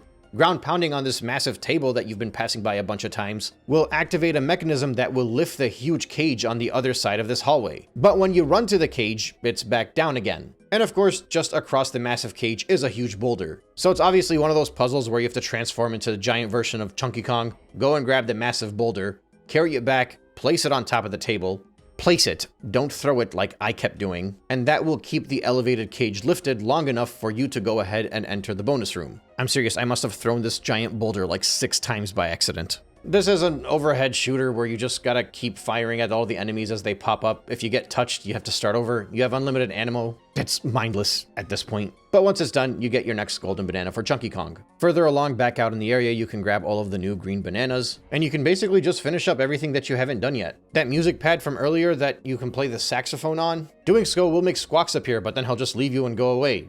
You have to go to the tiny barrel next to you, shrink down to the size, and then come and play the saxophone, and then Squawks will come carry you, and he'll drop you into that tall structure from earlier. And now it's another 3D platformer trope, a race down a slide. You probably will struggle a bit on this. It took me about 10 minutes to get through it. It's definitely not that long of a slide, but I did keep falling off. I don't know if it was actually that difficult or if I was just trying to go faster because I was trying to win the race and that was making me fail. But the problem is not only is it a slide that you can easily fall off of, you also have to collect the medallions along your way, and you have to be fast enough to stay ahead of the person you're racing. Or I guess I should say the beetle that you're racing. Still, it's completely beatable, and I would say that it's a fun inclusion in this title. When that's all said and done, you get your golden banana. Heading back to the structure that we unlocked Lanky Kong in, it gives you a chance to use the camera that you've now collected to take a picture of the fairy. Outside of that, there's not much else left in this temple. Just a few bananas or balloons that you might have not been able to shoot earlier. But if you go out to the main area, you'll notice that there is the structure in the very middle with a circle at the top that has a ring with red bananas inside it. And you might also notice if you fly around that on top of all the structures, there are some red bananas to collect, and in one of them, there's actually a pad for you to ground pound on with Diddy Kong. This will cause the structure in the middle to spin. You'll also have to fly through the ring on top of this spinning structure 3 times total in order to unlock a bird that's hidden over to the side in a cage. There'll be a funny animation where this guy will fly over to the side. You have to speak to him and accomplish a task in front of you. He'll leave some rings for you to fly through. It's not the hardest task, but it will take you a few attempts to get used to it. And once you accomplish that, there will be a golden banana in the middle of that same ring that you have to fly through to collect. Now heading back to one of the larger structures at the very end that had all of the doors on it that we didn't really access earlier, you might notice that you still cannot do anything here and it would probably pique most players' curiosity. It's a bit of a puzzle element here. When I was younger, this thing actually took me way too long to figure out, and even now that I'm older, I still kind of forgot about it. But once again, you have to grab Diddy's jetpack, and you have to shoot into the mouth of the swimming totem pole. Every time you shoot it, you'll get faster. Thankfully, there's a button you can hold that will allow Diddy to hover in space, so you'll be able to stay at the same elevation and just shoot into the mouth. But I think over the years, I've noticed that a lot of people don't realize that you can just do that, and without hovering in place, that could be almost impossible. In any case, once you do that, it'll allow all of the buttons to appear on the structure on the side that we didn't know what we were doing with earlier. You're basically going to be going through this structure with each character. They will each have maze-like puzzles. There will be a time limit for almost all of them that will require you to get in and out, otherwise you're going to get hit pretty quickly. And while Diddy Kong and Donkey Kongs are pretty easy, as you make your way towards Chunky Kong, they do get more and more challenging, whether it's with the type of enemies placed along your path, or the time limit challenges. What I like though is that each one does feel unique to the specific character that you're using, which stops it from being too obnoxiously repetitive. In my case with Lanky Kong, at the very end of it, I got to the Bug Bash bonus room. This is perhaps the worst of the bonus rooms because I have no idea how to align this thing to hit the fly. Thankfully, I've still been able to beat it by just button mashing and praying that I get the fly, but it's almost always taken me 2 or 3 attempts in order to grab it, and it never feels like it's my fault. It seems simple. I feel like I should be hitting this thing, but I don't know what's going on here. It just, like I said, it just keeps smacking and mashing the button and hoping that I can smack it a few times. Also, as you walk through the puzzles in this temple, they do contain bananas, which allowed me to collect the final few that I couldn't find for each character. Also, it's important to note that the second hidden fairy is in Tiny's room over here, so a player has to be thorough as they go through this. And once that's all said and done, by the time I left this temple with every character, I had every coin, every balloon, every golden banana, every colored banana, and I was very much ready to put this stage behind me and move on with my life. Similar to Jungle Japes, talking about this stage all in one go makes it feel very different to how it's like when you're actually experiencing it in real time. When I entered with Diddy and Donkey Kong, this felt like a level that was just slightly more difficult than the previous Jungle Japes. By the time I came back in here with Chunky Kong, this felt like a late game stage. It had evolved so much because I accessed so many areas that I could not get through earlier on when I first started my playthrough. And I think that's just once again a testament to how well the levels are designed in this game, specifically these first few levels. They have to be easy enough for your first 3 hours, but difficult enough to keep you entertained in your final 5 to 10 hours. And of course, scale its way upwards depending on how powerful you are and how much you've unlocked whenever you return throughout. And part of that is reflected in the final batch of 10 bananas that I could not locate. I knew there was a balloon somewhere that I clearly had missed. And of course I had missed it because it was in the room with the ground pound that you would use Lanky Kong on in order to get the crown. There's no reason to return to that room unless you're intentionally trying to scope the entirety of this game to get 101% completion. Sure enough, I searched through this entire stage, top to bottom, because I was missing those final 10 bananas. But I wasn't doing it earlier on in the game, I was doing it at the very end after I had put in a lot of hours and I was intentionally going for that late state challenge. And it just made me appreciate the scalability of this full completion collectathon even more. But of course, if I was doing this without the Tag Anywhere hack, I would have absolutely lost my mind. I almost lost said mind with the Tag Anywhere hack. But fortunately, Angry Aztec is pretty much the last time you have to go through a stage in this manner, where you're gonna have to frequently come and go because you don't have everything unlocked yet. There's still a little bit of that in Frantic Factory, because while you do unlock Chunky in that stage, you still may not necessarily have unlocked enough of the character's abilities to make it a seamless playthrough as you would in the further stages. And actually, why don't we head over there right now and continue this discussion in Frantic Factory.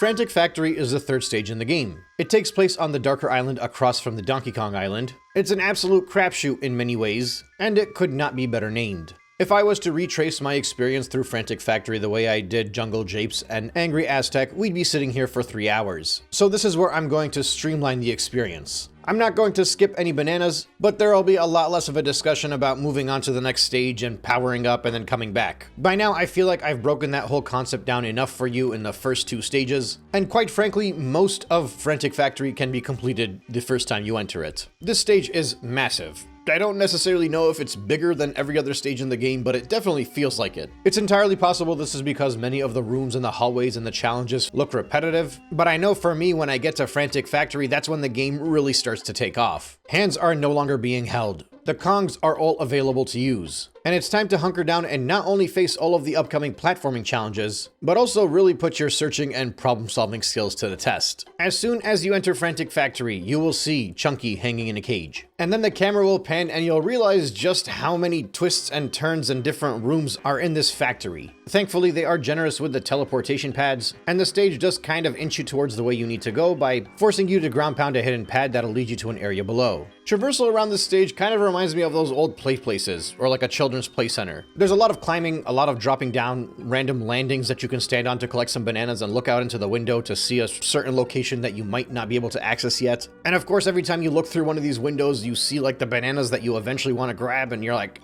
I have no idea how to get there.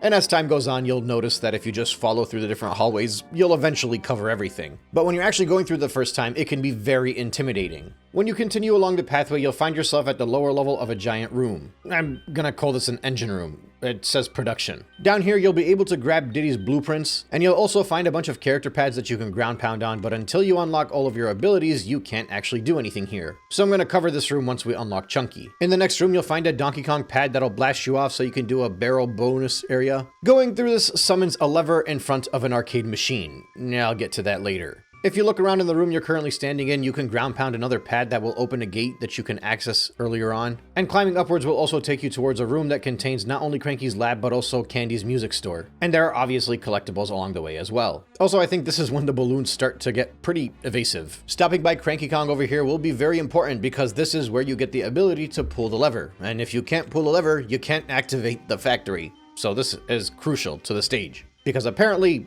Donkey Kong is not strong enough to pull a lever. And I suddenly have the urge to watch Emperor's New Groove now. This is also where Tiny will get the ability to hover in the air with a jump. I was actually surprised it took this long to unlock that ability. You would think in a 3D platformer in the 90s that would just be something built in like the ground pound. But I'll be real, by this point in time I started almost exclusively using Tiny, especially in this stage, because that course correction was so necessary. I also didn't speak about this earlier, but I really wish that Tiny was just Dixie. I don't know why they left out Dixie for this game, to be honest. That Kitty, I get it. People didn't like Kitty, but everybody loved Dixie.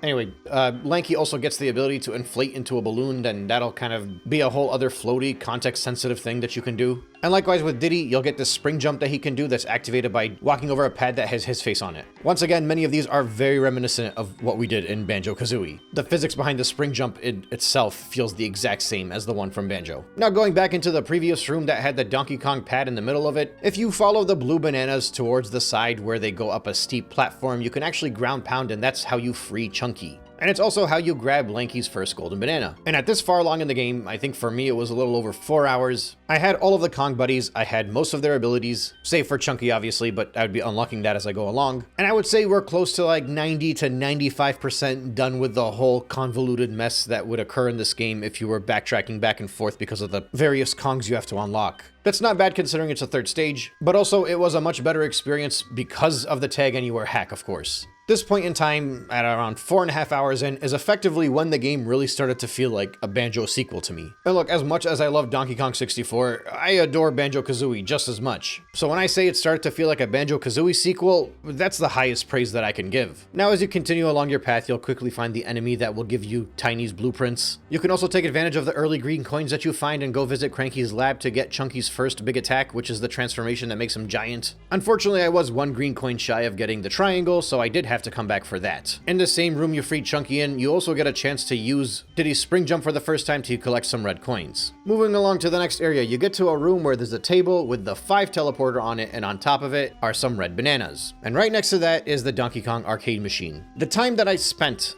on the, you know what? No, we're not talking about this yet because I didn't beat it yet. We're going to talk about it when I actually beat it so I can show you the footage of me doing well. Behind the arcade machine is a tiny barrel that you can jump into, and you'll shrink down and be able to climb up and go through a tiny pathway that'll take you to a golden banana. Now working your way back to the beginning of the stage where that gate that you opened was, you'll find a room with purple banana coins, and you're expected to climb up there with Tiny. You can pretty easily follow the path of bananas and it'll take you to another big room. The factory map says this is the testing room. Quickly after entering, you can defeat an enemy and collect Chunky's blueprint. This is like a toy factory, I guess, because there are dice and dominoes that you can beat up. Next to the blocks in the center, you'll see a pad for Diddy Kong that you can spring jump upwards on. With a combination of that and some backflips, you can collect all of the red bananas on your way up, and then finally spring jump upwards into the next bonus challenge, Peril Path Panic. The whole thing here is shooting the gators to keep their mouth open so that you can let 6 of these fairies make it from the left side to the right. Honestly, at this point, it started to feel like I was playing a mobile game, or like some random thing I was doing during a loading screen. Anyway, this is very easy and it'll come up a few more times as you continue the game. Part of the issue with some of these is that they're just easy enough to just mash and not think too much about. But that's also a good thing because normally when I get into them, I want to get out of them as fast as I can so I can continue with the actual game. Anyway, with that task accomplished, you get your golden banana. It also livens up the room a little bit. There are some platforms that shoot upwards and allow you to jump into these little cubby holes to collect some coins. Up in the corner of the stage, there is a Lanky Kong platform that you can use to inflate into a balloon and float into his bonus barrel. This is that dumb chance time thing. Finish that and you get another golden banana. In the other corner of the room, there is a platform that shoots upwards and it takes you to a trail of red bananas. This brings you to Funky Kong's room. Over here, you get to increase the amount of ammo that you can carry with your Kongs, and you also get a chance to unlock Chunky's projectile. And now we're officially at the point in the playthrough where we're basically fully stocked here. There are some refinements, some advancements to the different projectiles that every player has that will be unlocked as I go through the game. Chunky unlocks his massive punch attack, but starting from this point exactly, going forward, this retrospective is just going to cover the game as if you have every character unlocked and every ability, because that's effectively where we are now. So let's fly through Frantic Factory now. Obviously, I had left the stage at this point in time, and this is where I came back to it. And I came back to it with a lot more confidence because I saw what lied ahead. I also figured out you can actually defeat these mecha crocs by using Chunky's Mega Punch attack. Traversing through the hallways, you'll eventually find a room that has a number 3 on it. That's where Snide's headquarters are, so you can cash in your blueprints if you have them. And this will also make it much easier to access Snide's headquarters from the 3 pad on the other side of the window. Back in the room with the dominoes and the dice enemies, off to the side is a tiny barrel that'll allow you to run through another narrow vent. Over there, you'll be able to ground pound a pad that has her face on the floor, and you have to do this game of darts where you shoot the item that's pictured next to the spinning board. It's pretty easy, and you'll be able to get a golden banana. And doing so will also summon the fairy. Backtracking to the previous room, through one of the automatic doors, you'll notice some red coins you can collect before climbing up a pole. At the top,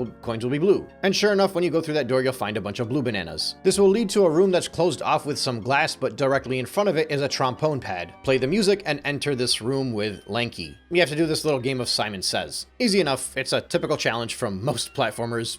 There was almost an identical one in Banjo before this. With that said and done, you can grab the golden banana and you can also take out your shooter and pop the blue balloon. Continuing along the same path, you'll find another glass window, only this time it'll have an electric guitar in front of it. So it's Diddy's turn. There are 4 numbers in front of you and there are 3 doors. Punch in the codes to open the respective door. When you do so, you have to defeat the enemies. I switched to Chunky for this because the big metal robot croc dudes were there. And then after I took care of them, obviously I switched back to Diddy so I can pop the balloons. Punching the next code took out the next batch of enemies. These ones are a little bit easier to take care of. It's just a couple of dice and a domino. And the final code is a pair of wind-up robots. Once they are taken care of, you can grab Diddy's golden banana. Here's the issue. With the Romhack, because we decided to switch to Chunky, this actually soft locks you. I couldn't exit this room. Thankfully, it still saved, but it meant that I had to exit and go back to the main area. If I'm not mistaken, this was the only instance in the game where I actually ended up kind of screwing myself over by having the Romhack. I actually didn't even need to quit. If you just click pause and exit level, you go back to the beginning. It's not the worst thing to happen. Now that we're back in the beginning of the stage and we have Chunky's Mega Punch, we can actually break down this gate that we initially could not access. Inside there is a vent on the wall with a picture of Chunky. Punch that and it will activate these platforms. There's also a question mark block in the corner that you want to ground pound in order to reveal a Chunky pad that you can ground pound yet again in order to actually reveal the golden banana that's at the end of these platforms. You'll also probably want to shoot the bees because they are annoying. Moving along the path, eventually you make it back to the production room. And now that everything is unlocked, you can ground pound every single one of the characters' faces to reveal the bananas that we're going to have to climb towards. The Chunky Kong banana specifically has a time limit, but either way, we can't do anything in this room yet until we activate it. So a player needs to find out how to get everything moving. So of course, in my case, that meant running around and searching everywhere. I did eventually end up back in the upper area where I soft locked myself out of last time. This led to a pathway that I could jump down into, where you could shoot a coconut in order to give a door to a structure in front of you, but you can also ground pound with Diddy in order to reveal a bonus barrel. Entering the high voltage building first, you'll find a lever that you can pull. This will, of course, activate the factory. It is go time.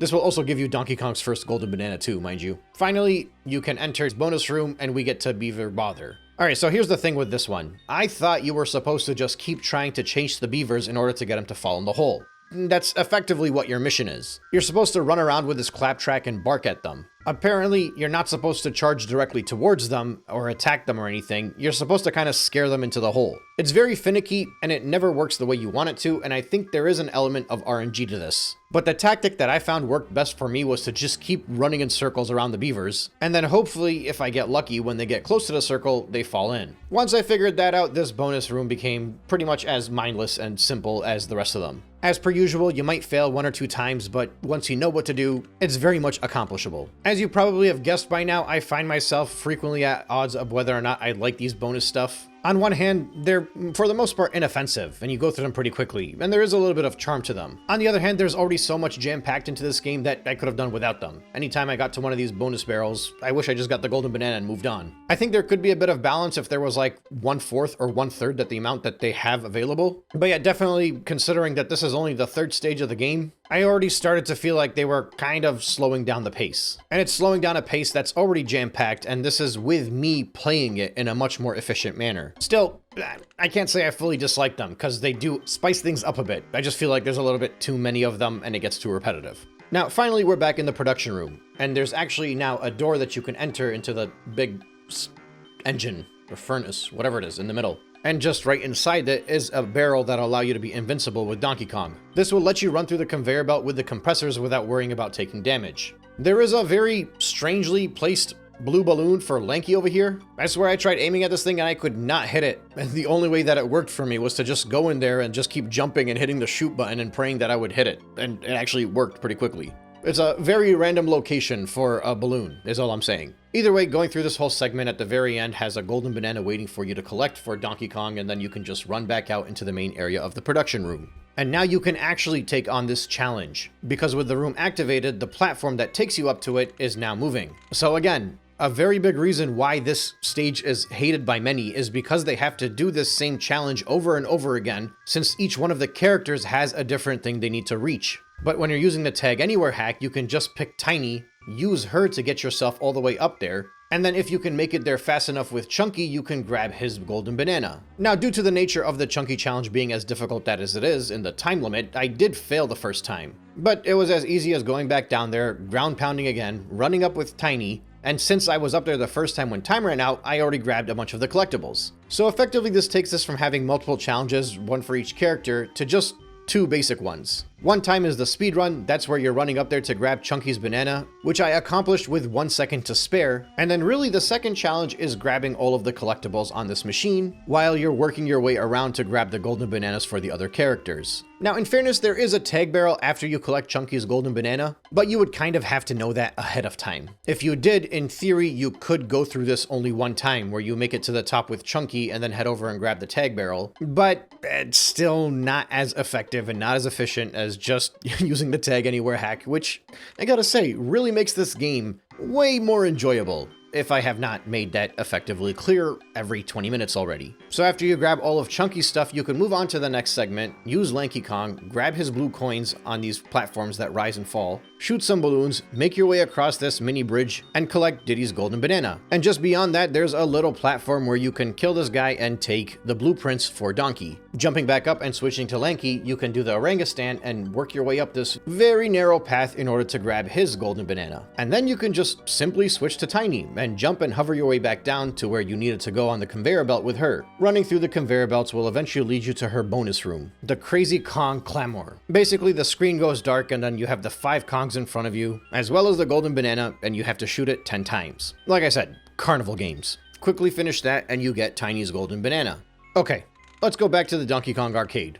So as many of you may be aware, RareWare was a company started by 2 brothers in the UK that was eventually bought out by Nintendo. Nintendo gave them the Donkey Kong IP, and that's where they made Donkey Kong Country. Prior to that, we obviously have the OG Donkey Kong game, which was on the arcades, and it was the first Donkey Kong / Mario game. And back then, Mario was just known as Jumpman. On the Rare side of things, their famous arcade title was called Jetpack, and we'll get to Jetpack later on in this video. Both of these 2 arcade titles were placed into this game, and in order to get full completion, to actually make it to the end of the game, you have to beat these arcades. And you actually have to do it twice, because the first time you beat it, you get the golden banana, and the second time you beat it, you get either the Nintendo 64 coin or the RareWare coin. And both of those are required to beat the game. So whether you like it or not, if you were a child in the 90s or in the 2000s and you were playing Donkey Kong 64 for the first time, and you never grew up on the arcade systems, you were given the full emulated arcade treatment. This wasn't a special type of Donkey Kong. It controlled the way that it controlled in the arcades, which by this point in time, so many kids had never even played a Mario title that felt like this, nor a Donkey Kong game, for that matter. The thing is, you only get one life. You can get a 1-up depending on your score, and your score increases by using the hammer to blast a bunch of barrels, plus like a time bonus. But it takes a whole lot of getting used to in order to master this. And I'll be honest, I've played Donkey Kong before. I don't think I've played it to this extent, and if I did, it was probably over 20 years ago. And since I was adamant that I was not going to be using save states for this, both this and the upcoming jetpack, and going through them both twice, I'm not exaggerating when I say I spent at least a couple hours on this, because each time I played through these things, it probably took me between 30 and 45 minutes to actually beat it. It's basically the full Donkey Kong game. Once you're able to get through it once or twice, it becomes a lot easier to revisit, but as far as I was concerned, I was a fresh player of this. It was like as if somebody gave me Donkey Kong for the very first time and was like, hey, beat this game. Naturally, it's going to take you a long time to get used to. And honestly, I am convinced that most people that go through this title and they decide to make retrospective videos on it, and they specify that they use save states or rewind features, I don't think they understand just how obnoxious this part is. Now, I haven't played this on original hardware for a very long time, so it's entirely possible that playing it on the Nintendo 64 it's easier. But the thing is, I don't remember. Like, I'm 99.9% sure I have 100% completed Donkey Kong 64 when I was younger. But it's also not out of the realm of possibility that, like, it was a save file that me and my brother both went through together and he beat the arcade.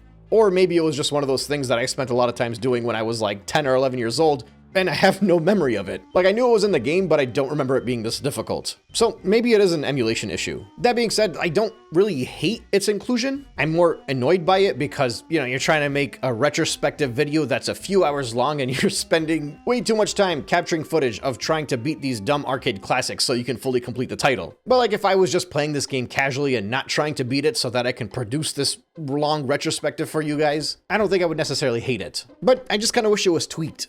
First of all, like, I wish you didn't have to do it twice. That makes absolutely no sense to me. It's hard enough to do it once for many kids that don't play arcade games. I'm saying kids, but like, I'm talking about us when we were younger.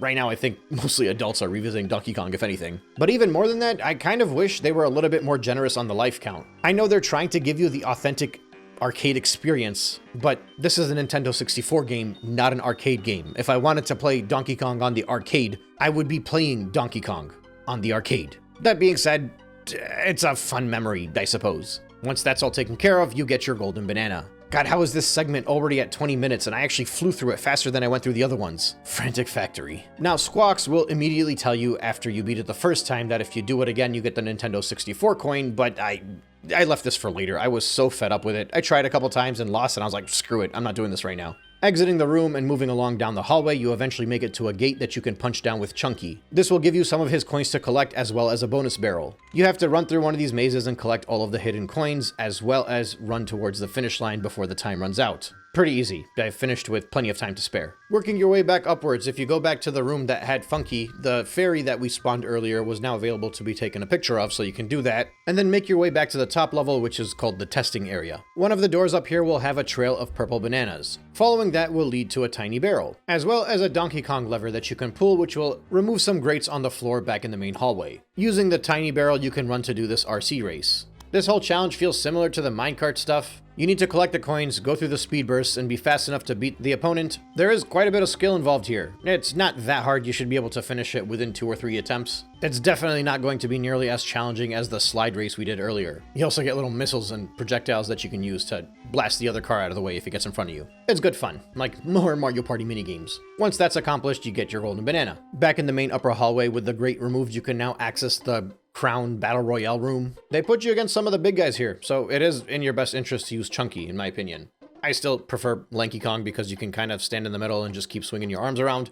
You just have to be careful to not completely fling yourself off the stage. I tend to do that quite a bit. Either way, by this point in time, it should only take you like 1 attempt to get through these things. And just above you is the next bit of glass that you can break by playing Chunky Kong's music. Entering this area will give you a lot of ammo and some bananas to collect, and then if you punch the toy chest, a bunch of toys will come out and start to fight you. The more you defeat, the more will jump out, and then they'll all turn into a giant domino dice toy monster. And obviously, in order to defeat it, you have to jump into the giant chunky barrel, and then just continue to give this guy a knuckle sandwich. After a few punches, he will drop down and explode, and you will be able to grab your golden banana. Now, for some reason, despite not changing my character this time, I still soft-locked myself out of exiting from this stage. I don't know why. So once again, it was back to the beginning of the level. Stopping by Snide's headquarters takes care of one of Donkey Kong's final 2 remaining golden bananas, as well as Lanky's final golden banana. Finally, if you make your way back into that room that had the initial dice and dominoes, there was one platform that we had still not jumped on and taken the tunnel pathway that it led to. Running through the tunnel that it leads you towards, you can find one of the fairies, the final fairy for the stage actually, 5 yellow bananas, and at the end of it, you end up in a room with these numbers. If you pop the yellow balloon, you have all of the bananas now in the stage, the colored ones, and in order to get Donkey Kong's final golden banana, you have to ground pound the switch on the side that shows his face, and then jump through all of the numbers in sequential order. Of course, you have to do this in the allotted time limit. And with everything completed, all that remains now is the boss fight. And this time, Tiny Kong gets to take a crack at one. As far as the first 2 bosses go, I thought they were pretty forgettable and kind of simple. This one will actually test you a little bit. It does have the issue that most people like to bring up where you spend a lot of time waiting, dodging in the same circle over and over again. But I don't know, I didn't mind it too much. The big boss himself is a jack-in-the-box and he will chase you around. Eventually he'll stop in place and shoot some projectiles at you. At that point in time, you have to find the one platform that has a button that you can go and ground pound, and that will cause damage to him. What gets interesting is that he gets faster, obviously, but he also becomes invisible eventually. Thankfully, if you fall down, you don't take any damage, but if you do get hit by his projectile, you obviously will lose some health. Fortunately, when he is invisible, he does slow down a bit, which makes it a bit easier, and when he's invisible, it's the final hit, so it's not that bad. But that's Frantic Factory for you. Very memorable, very exhausting, and I think it's infamous amongst the fandom. I don't know if it's Frantic Factory itself that's the issue, but I think for a lot of people it's the fact that this is a very complicated and convoluted map, but it's also not far along enough where you don't have any of that excessive backtracking while your characters power up. So for many people that didn't do the whole backtracking thing the way that I'm doing it, they easily might have found themselves in a position where Frantic Factory was the first time they realized just how annoying this game could be. And that might be part of the reason why this stage has a bit of an infamous image. But I mean, in fairness, there's also like a massive platforming challenge that you have to undergo multiple times. This is also where the Donkey Kong arcade game takes place. And remember, I didn't even beat it the second time yet. I will be coming back to Frantic Factory in order to do that later on before my game is done. So while many players could casually go through Jungle Japes and be like, I'll come back to this later. And then they can go through Angry Aztec and be like, yeah, I'll just come back and do this with all the Kongs later. Coming into Frantic Factory with 4 Kongs, unlocking the 5th Kong, and quickly realizing just how much back and forth there is required basically in order to advance, because not the whole map is uncovered like in the first 2 stages. I mean, I'm guessing this is the stage that put off many people from even completing this title, to be honest. But while I did find a lot of it challenging, I did find a lot of it frustrating. I don't hate it. I actually appreciate its existence. It's not my favorite level. It might actually be one of my least favorite levels, but that's just a testament to how good the other ones are. But yeah, just because of the nature that I played this game now, I no longer find it nearly as annoying as I did back in the day. If anything, the most annoying thing about it was that arcade. I think as a kid, I found this very frustrating, but I also found the next stage frustrating because it was a water level, so that's not really saying much. Although I guess if I'm comparing you to a water level from the 90s, that probably is saying a lot. But still, in the context of this stage as a Tag Anywhere hack type of level, I don't think it's nearly as bad or as frustrating as I remember it being when I was younger. And I think I actually enjoyed this point a lot more because after I unlocked Chunky Kong, that's kind of when I started circling back and fully completing everything else. So while the beginning of this level still kind of felt like it was a slow start in the same way that Jungle Japes and Angry Aztec felt, pretty quickly along through most of the remainder of this stage, I felt like it was just a natural playthrough where you just go through it as if it was a regular collectathon with everything unlocked. And everything beyond this point felt the same way. And what can I say? It was just good fun. And due to how fun it was, this is probably where I would double down and recommend that if you're somebody that's intimidated by the concept of playing this game because of how much of a convoluted mess it could be, once you get to Frantic Factory and unlock Chunky Kong, that's probably a good chance for you to turn back around, go to the main menu, and turn on that speedrunning mode that I was talking about. Because after that, you won't have to do what I did. You won't have to leave Frantic Factory and then come back once or twice once you're a little bit more powerful to get everything, you can just kind of enjoy this game as if it's a regular 3D collectathon. It's not required, mind you. I think doing the Tag Anywhere hack alone is probably enough to get most people over the line, but if the Tag Anywhere hack is not enough to convince you, try that speedrunning mode. It'll take away the entirety of like the RPG elements of this game. I should say the minor RPG elements. I don't even know if you can technically consider them RPG elements, but you know what I'm talking about. All the characters to unlock, all of their power-ups, all of their abilities. And the reason why I think watering it down that much is still worth it for some people is because even despite that, you'll still have so much that you have to run through and so much to play, and there's a lot of challenge still. Because at its core, this game is a 3D platformer collectathon. And if you're somebody that enjoys that type of game, there is a way for you to enjoy it no matter what drawbacks you might have. And thankfully, this ROM hack exists to appeal to multiple types of gamers. But that being said, Frantic Factory is now completed. We're going into the next stage with a fresh slate, and we're not going to leave it until we have every single collectible in that stage. I hope you have a soft spot for 90s water levels, because I don't. Let's take on the depths of the Gloomy Galleon.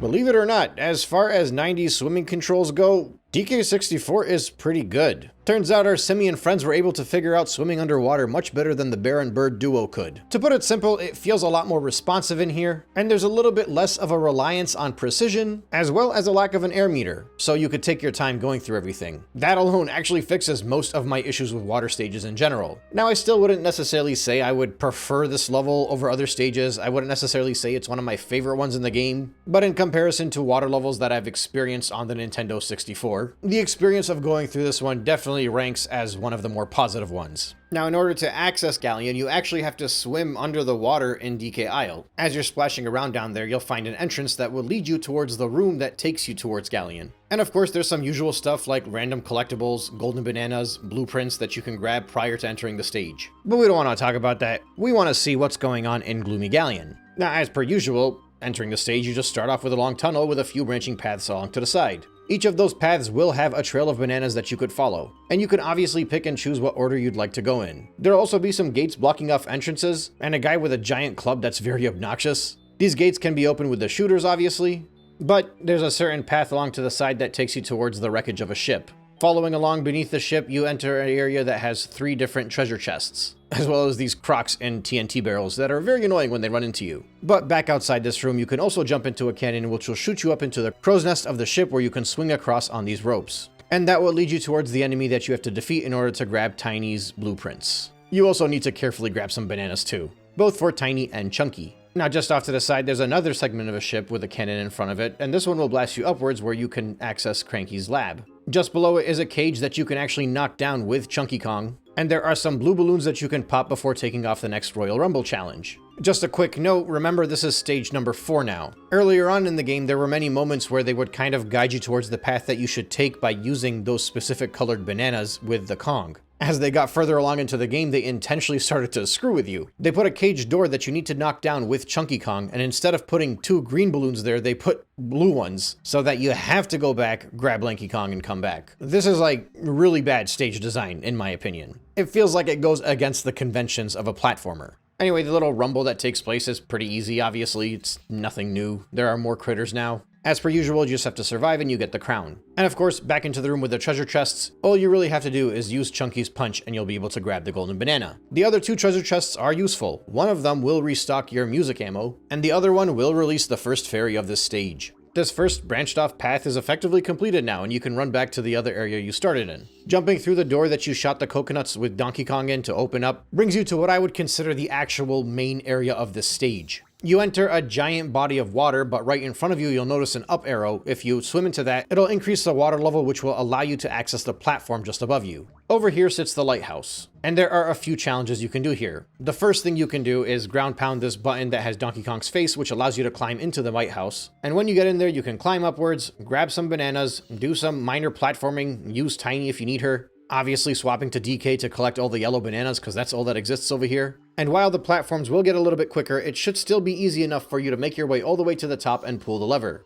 This will actually activate the lighthouse, opening a giant door and letting a pirate ship in, with King K. Rool's sails on them. Back down to the bottom of the room that you're in, the golden banana will be there for you to grab and exit. Since we got DK, you can also move over to a pad that will blast you upwards and take you into a barrel blasting bonus area. Now, this is when these start getting a little bit more difficult, because you need to grab every single one of the bananas. And it starts to play tricks on you because there are multiple options that you can do, and oftentimes you'll see yourself slamming around and just ending up back in the beginning. I can't really explain it, but if you go through these, you'll know what I'm talking about. They can be very annoying and will often require you to exit and re-enter because you missed something. But if you're able to grab everything and get through it all, when you exit the bonus room, a cage will open and you'll have freed the seal, who will be waiting for you in another area. After that's all taken care of, you can swap to Diddy Kong now and use his jetpack to make your way to the top of the lighthouse. Over here, you can grab some of his collectibles, including some bananas, but more importantly, all the way on the top is a music pad. As a random side note, you might notice a flying yellow balloon around here. The balloons in the last stage started to get a little bit more evasive. Over here, sometimes they can be pretty tricky to find. When I got to this stage, I noticed myself stopping to make sure I pop every balloon if I saw it because they had much larger trails they would traverse. Like this one that circles around the lighthouse, it's very annoying to time, and when I was there and I saw it, I was just like, let me try to take care of it while I can.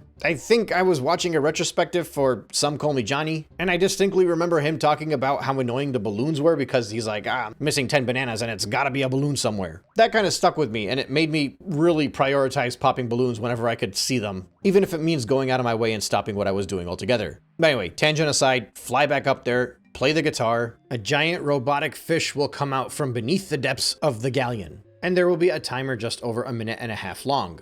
But let's ignore that for a second, because if you take Diddy Kong's jetpack, you can fly over towards the pirate ship and ground pound his face that's on there. This will shoot a golden banana out of the cannon, which will blast all the way upwards on top of the music pad. So you gotta go back up there again. If you jump into the water and swim downwards, you can traverse most of this fairly sizable area pretty easily. The visibility is pretty good and allows you to collect all of the bananas that you need for each one of the characters. There are some hidden alcoves that have some stuff for you to grab as well. And this one was actually kind of annoying because there's a tag barrel, but just beneath it are Chuny Kong coins. So every time I was swimming there trying to grab the coins, it kept activating the tag barrel. But once you grab those coins and jump downwards, you can grab more coins for Tiny Kong, before shrinking down into a minor size so you can swim into this area with the mermaid. And she'll be sad for some reason. And it turns out it's because she lost her pearls. So keep that in mind and leave the room. Now, as you swim around next to a whole pile of blue coins and blue bananas, you'll notice a box that will actually let you access On Guard. Grossly underutilized, and a lot of fun to control, to be honest.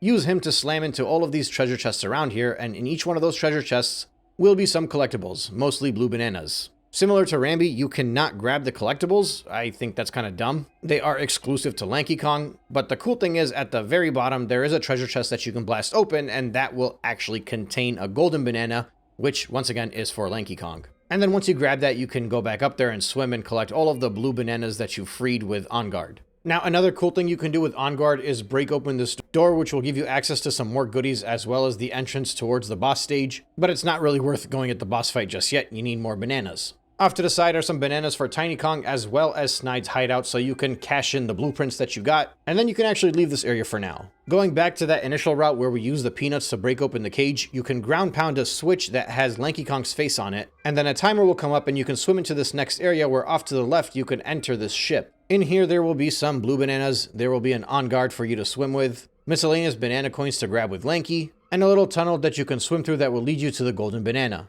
And when that's all done, you can swim back out, head back up to the top, do the same ground pound, only this time it's with Tiny Kong, and enter from the top hole in the ship this time. Same concept, but this time there is no On Guard. There are purple bananas for you to collect, these weird looking enemies for you to dodge, and then a bonus barrel for you to access. And you just get a very simple and quick game of whack-a-mole. With that all taken care of, you get a golden banana. Now you can kind of swim around this area and start searching for stuff. This stage, this water level, a lot of it is spent just swimming around and looking for bananas, quite frankly.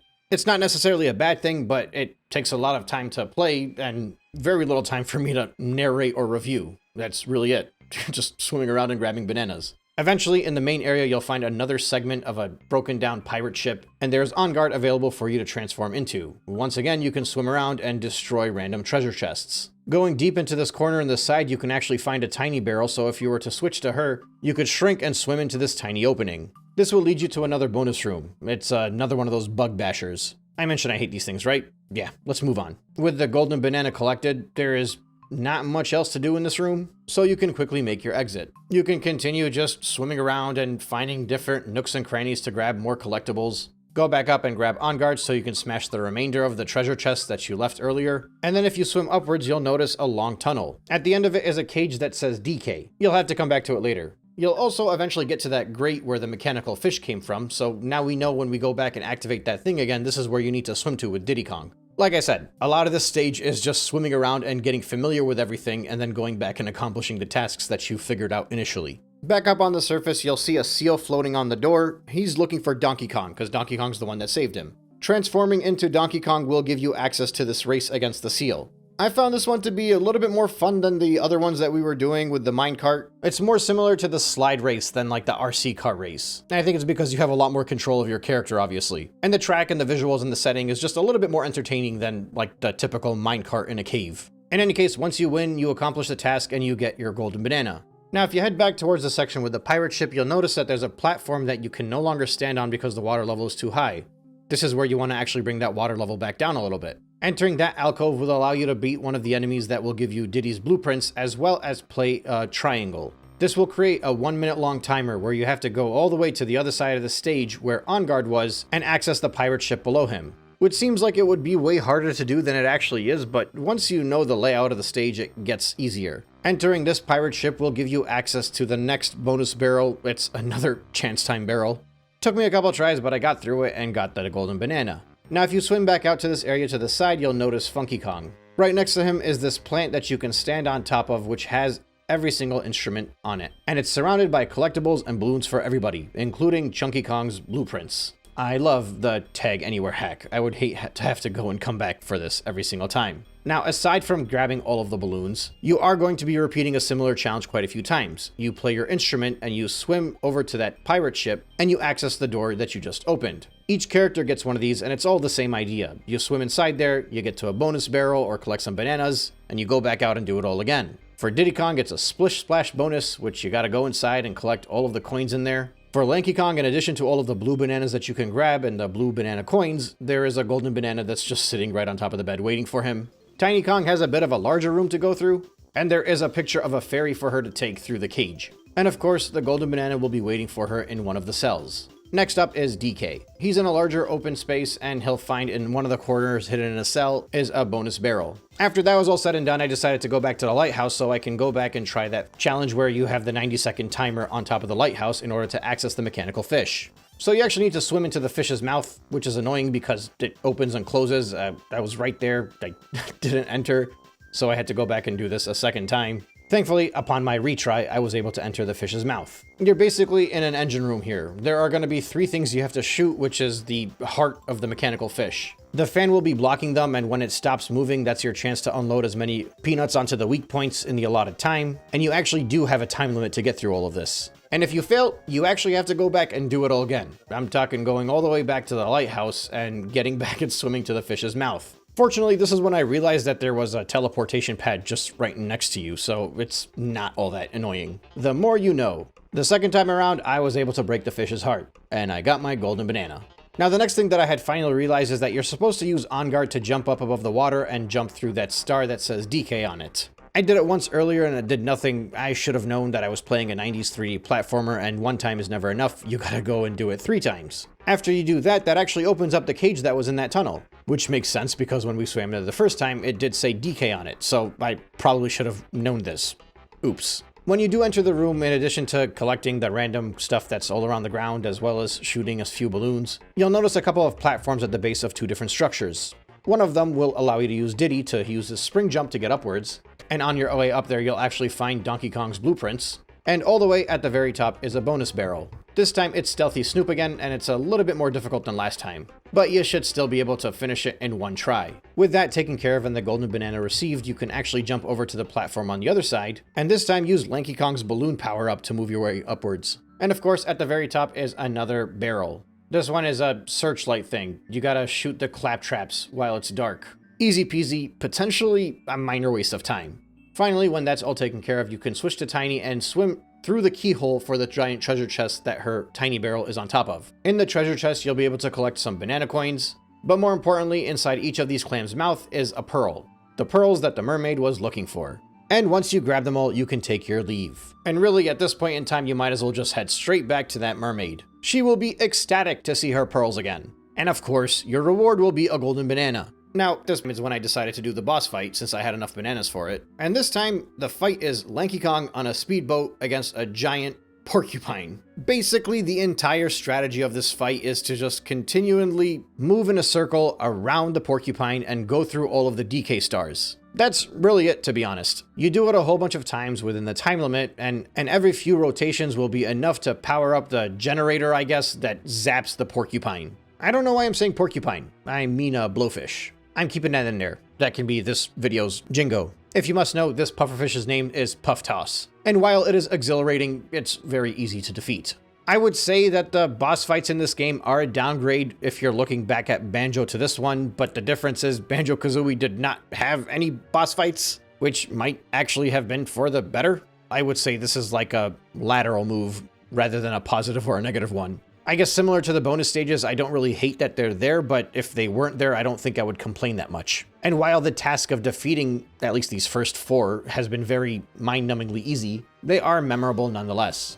But with that taken care of, and if you cash in all of your blueprints at Snide's headquarters, there are only a few more things to grab. Now, thankfully, I remembered back in the very beginning of the stage, right next to the entrance, there was a gate that you could open by shooting the pineapple doors. I had completely forgotten about it, but I skipped it because it's a very annoying task.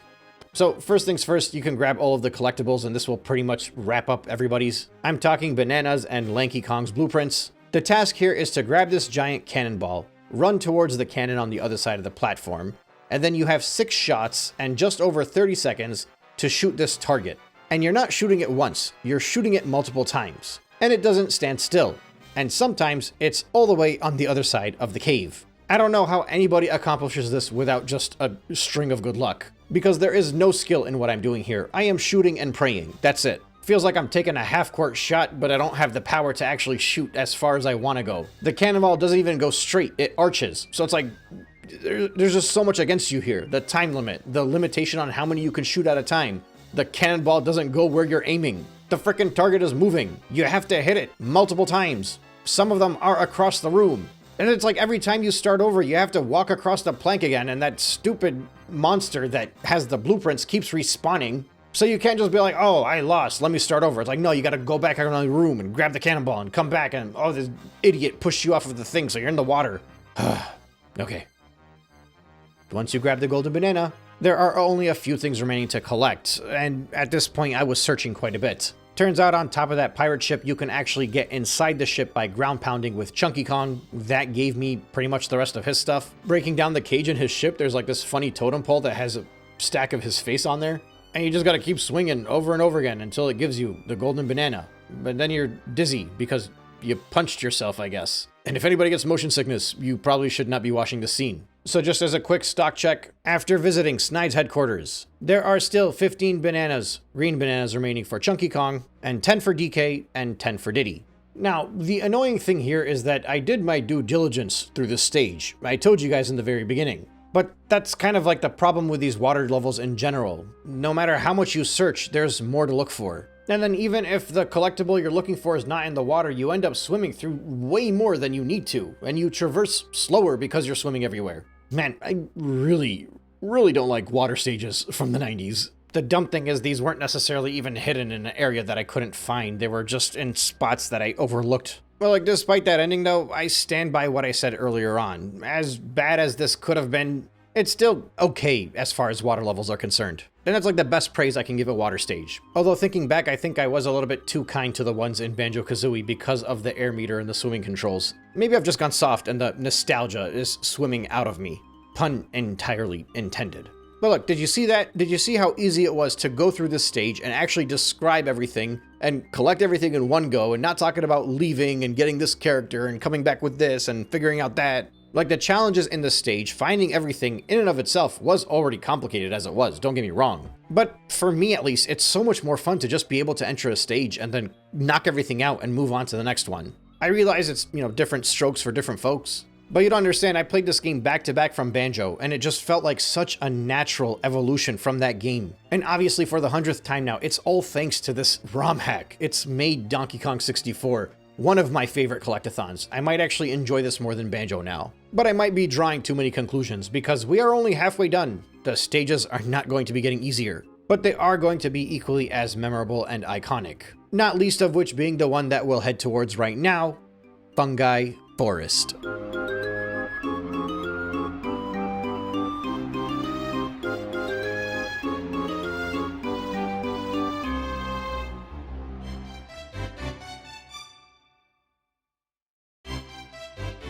Fungi Forest is like the click-clock wood of Donkey Kong 64. It gives me similar vibes, largely because of the theming, but the difference is Fungi Forest works on a day and night cycle that you can change by accessing the cuckoo clock in the main area, meaning you don't really need to leave the stage to switch between day and night. Whereas in Click Clock Wood and Banjo-Kazooie, it was not only split up into 4 different seasons, but you had to keep leaving and entering in order to get those different seasons. I like the visuals in Click Clock Wood, I just didn't like the fact that it had 4 of the same challenges over and over again. And I feel like Fungi Forest gives me more or less a more digestible version of Click Clock Wood. I love the visuals here. The various mushroom structures, the music, it's just so enjoyable. But don't let the pleasant list fool you because this will be challenging. Jumping straight into the stage, you actually do not have the typical long tunnel that you gotta run through. There will be tunnels later on, but you start off in a sizable open area. There's a tree with a pendulum swing in between it, and while quickly running around it, you can grab some of the collectibles,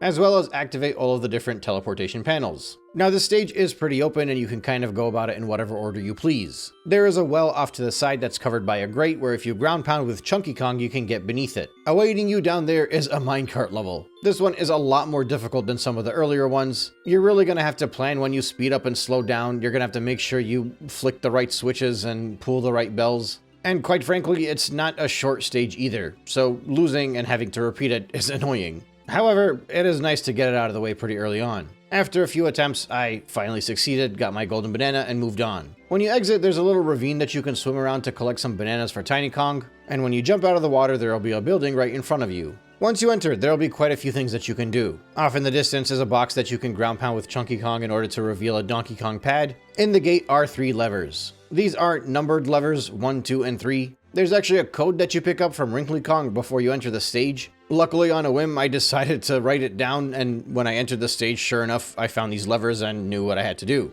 When you're done pulling the levers in the right order, it'll spawn the golden banana, but you still have work to do. Next, we're going to take the tiny barrel. Grab that and transform and run through to the other section. You'll find another one of those giant boxes that you can break with Chuny Kong, and that'll actually create a pathway to the outside that Tiny Kong can enter and exit from. Just next to it is another box that can be broken, which will reveal a triangle. Using the music attack will activate the wheel outside. Now when you do exit the barn from that tiny little hole that was made, you can climb up a rope with Lanky Kong. And at the very top is a pad for Diddy Kong, but you can't do anything with it yet. For now, you can continue to grab more collectibles, and you might keep noticing moons everywhere. This is obviously because of the day and night cycle that this stage has, but you'll figure that out later. Now, heading back to the conveyor belt that we activated the spiky wheel on, we can now place these metal barrels on there which will roll towards the spiky wheel and explode. After placing 3 of them, you'll be granted a golden banana. We've only just started this stage. We've entered a single building, and there are quite a few puzzles already being thrown at you. And I gotta say, personally, I very much enjoyed the challenge on this one. It was different, and it was only the start of the stage. If you look around, you'll find a tunnel that you can run through and grab some yellow coins for Donkey Kong. This tunnel will take you back to the starting area. Off towards the side, there's a gate that you can open with Tiny Kong and some purple bananas you can collect along the way before switching to Chuny Kong so that you can access another section. This area contains a giant tomato with a worm in it, as well as some evil red tomatoes. Again, it's just a big open puzzle. You're confused, you don't know what to do. Or at least, I didn't know what to do. I experimented. I fought the tomatoes, but I'm pretty sure they were winning. So I had to retreat. Now I did eventually notice that there was a barrel where Chuny could transform into a much larger version of himself, and that allowed me to defeat the evil tomatoes. And while this nerdy little worm was grateful for it, he still didn't provide me with anything. More questions and more puzzles for me to figure out. And it got even more confusing because there's a little garden on the other side with nothing there, and a tiny barrel that you can grab off to the side. But there was still nothing to do. Well, eventually I realized that when you transform into the giant Chuny Kong, you can pick up the big tomato. But I still couldn't figure out where to take it yet. and I was running low on the ability to stay transformed. Thankfully, I noticed just outside the tunnel there was a actual tomato PNG on the floor, and that's what you're supposed to put the tomato down on. And finally, I'm given a golden banana. Now, moving along one of the tunnels in the stage, you enter an area with a giant mushroom in front of you. Also, these very creepy looking mushroom enemies that pop out of the ground.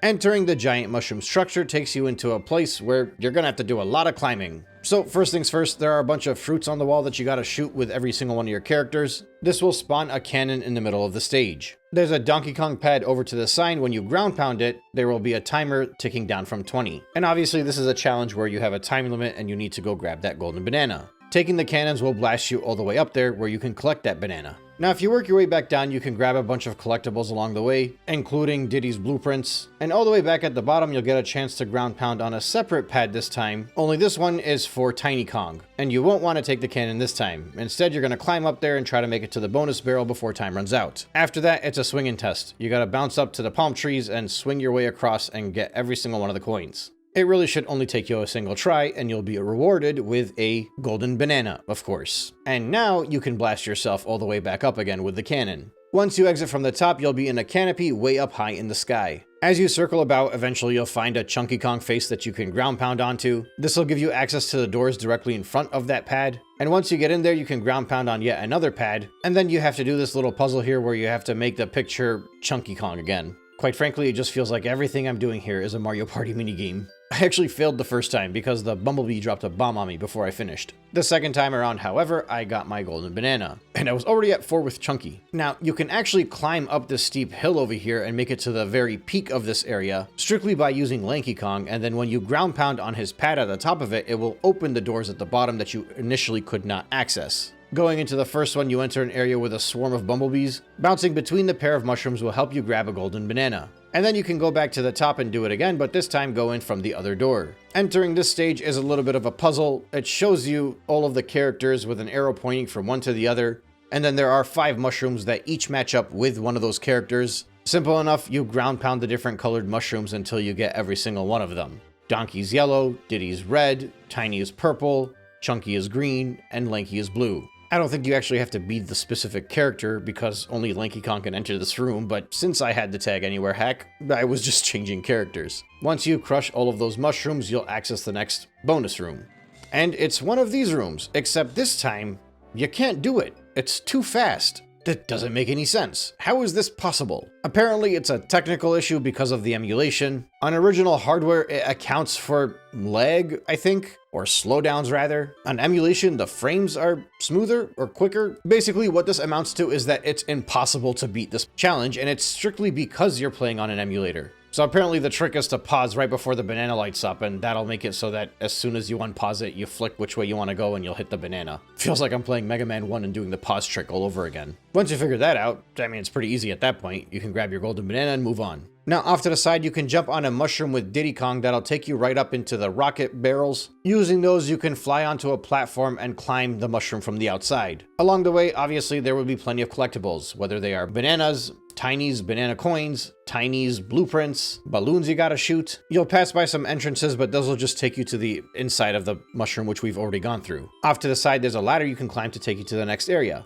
And over there's a pad for Donkey Kong that you can go up and do the next barrel blast. It's the same story as before. It just gets quicker, it gets harder, you gotta make sure you grab every single collectible in there. This time you actually have to dodge some brambles too. They're not messing around anymore. When you get to this stage, you gotta know what you're doing. It's all about precision and it's all about timing. And at the very end of it, you're not even rewarded a banana. You have to go through this challenge where you have to let the fairies make it to the other side.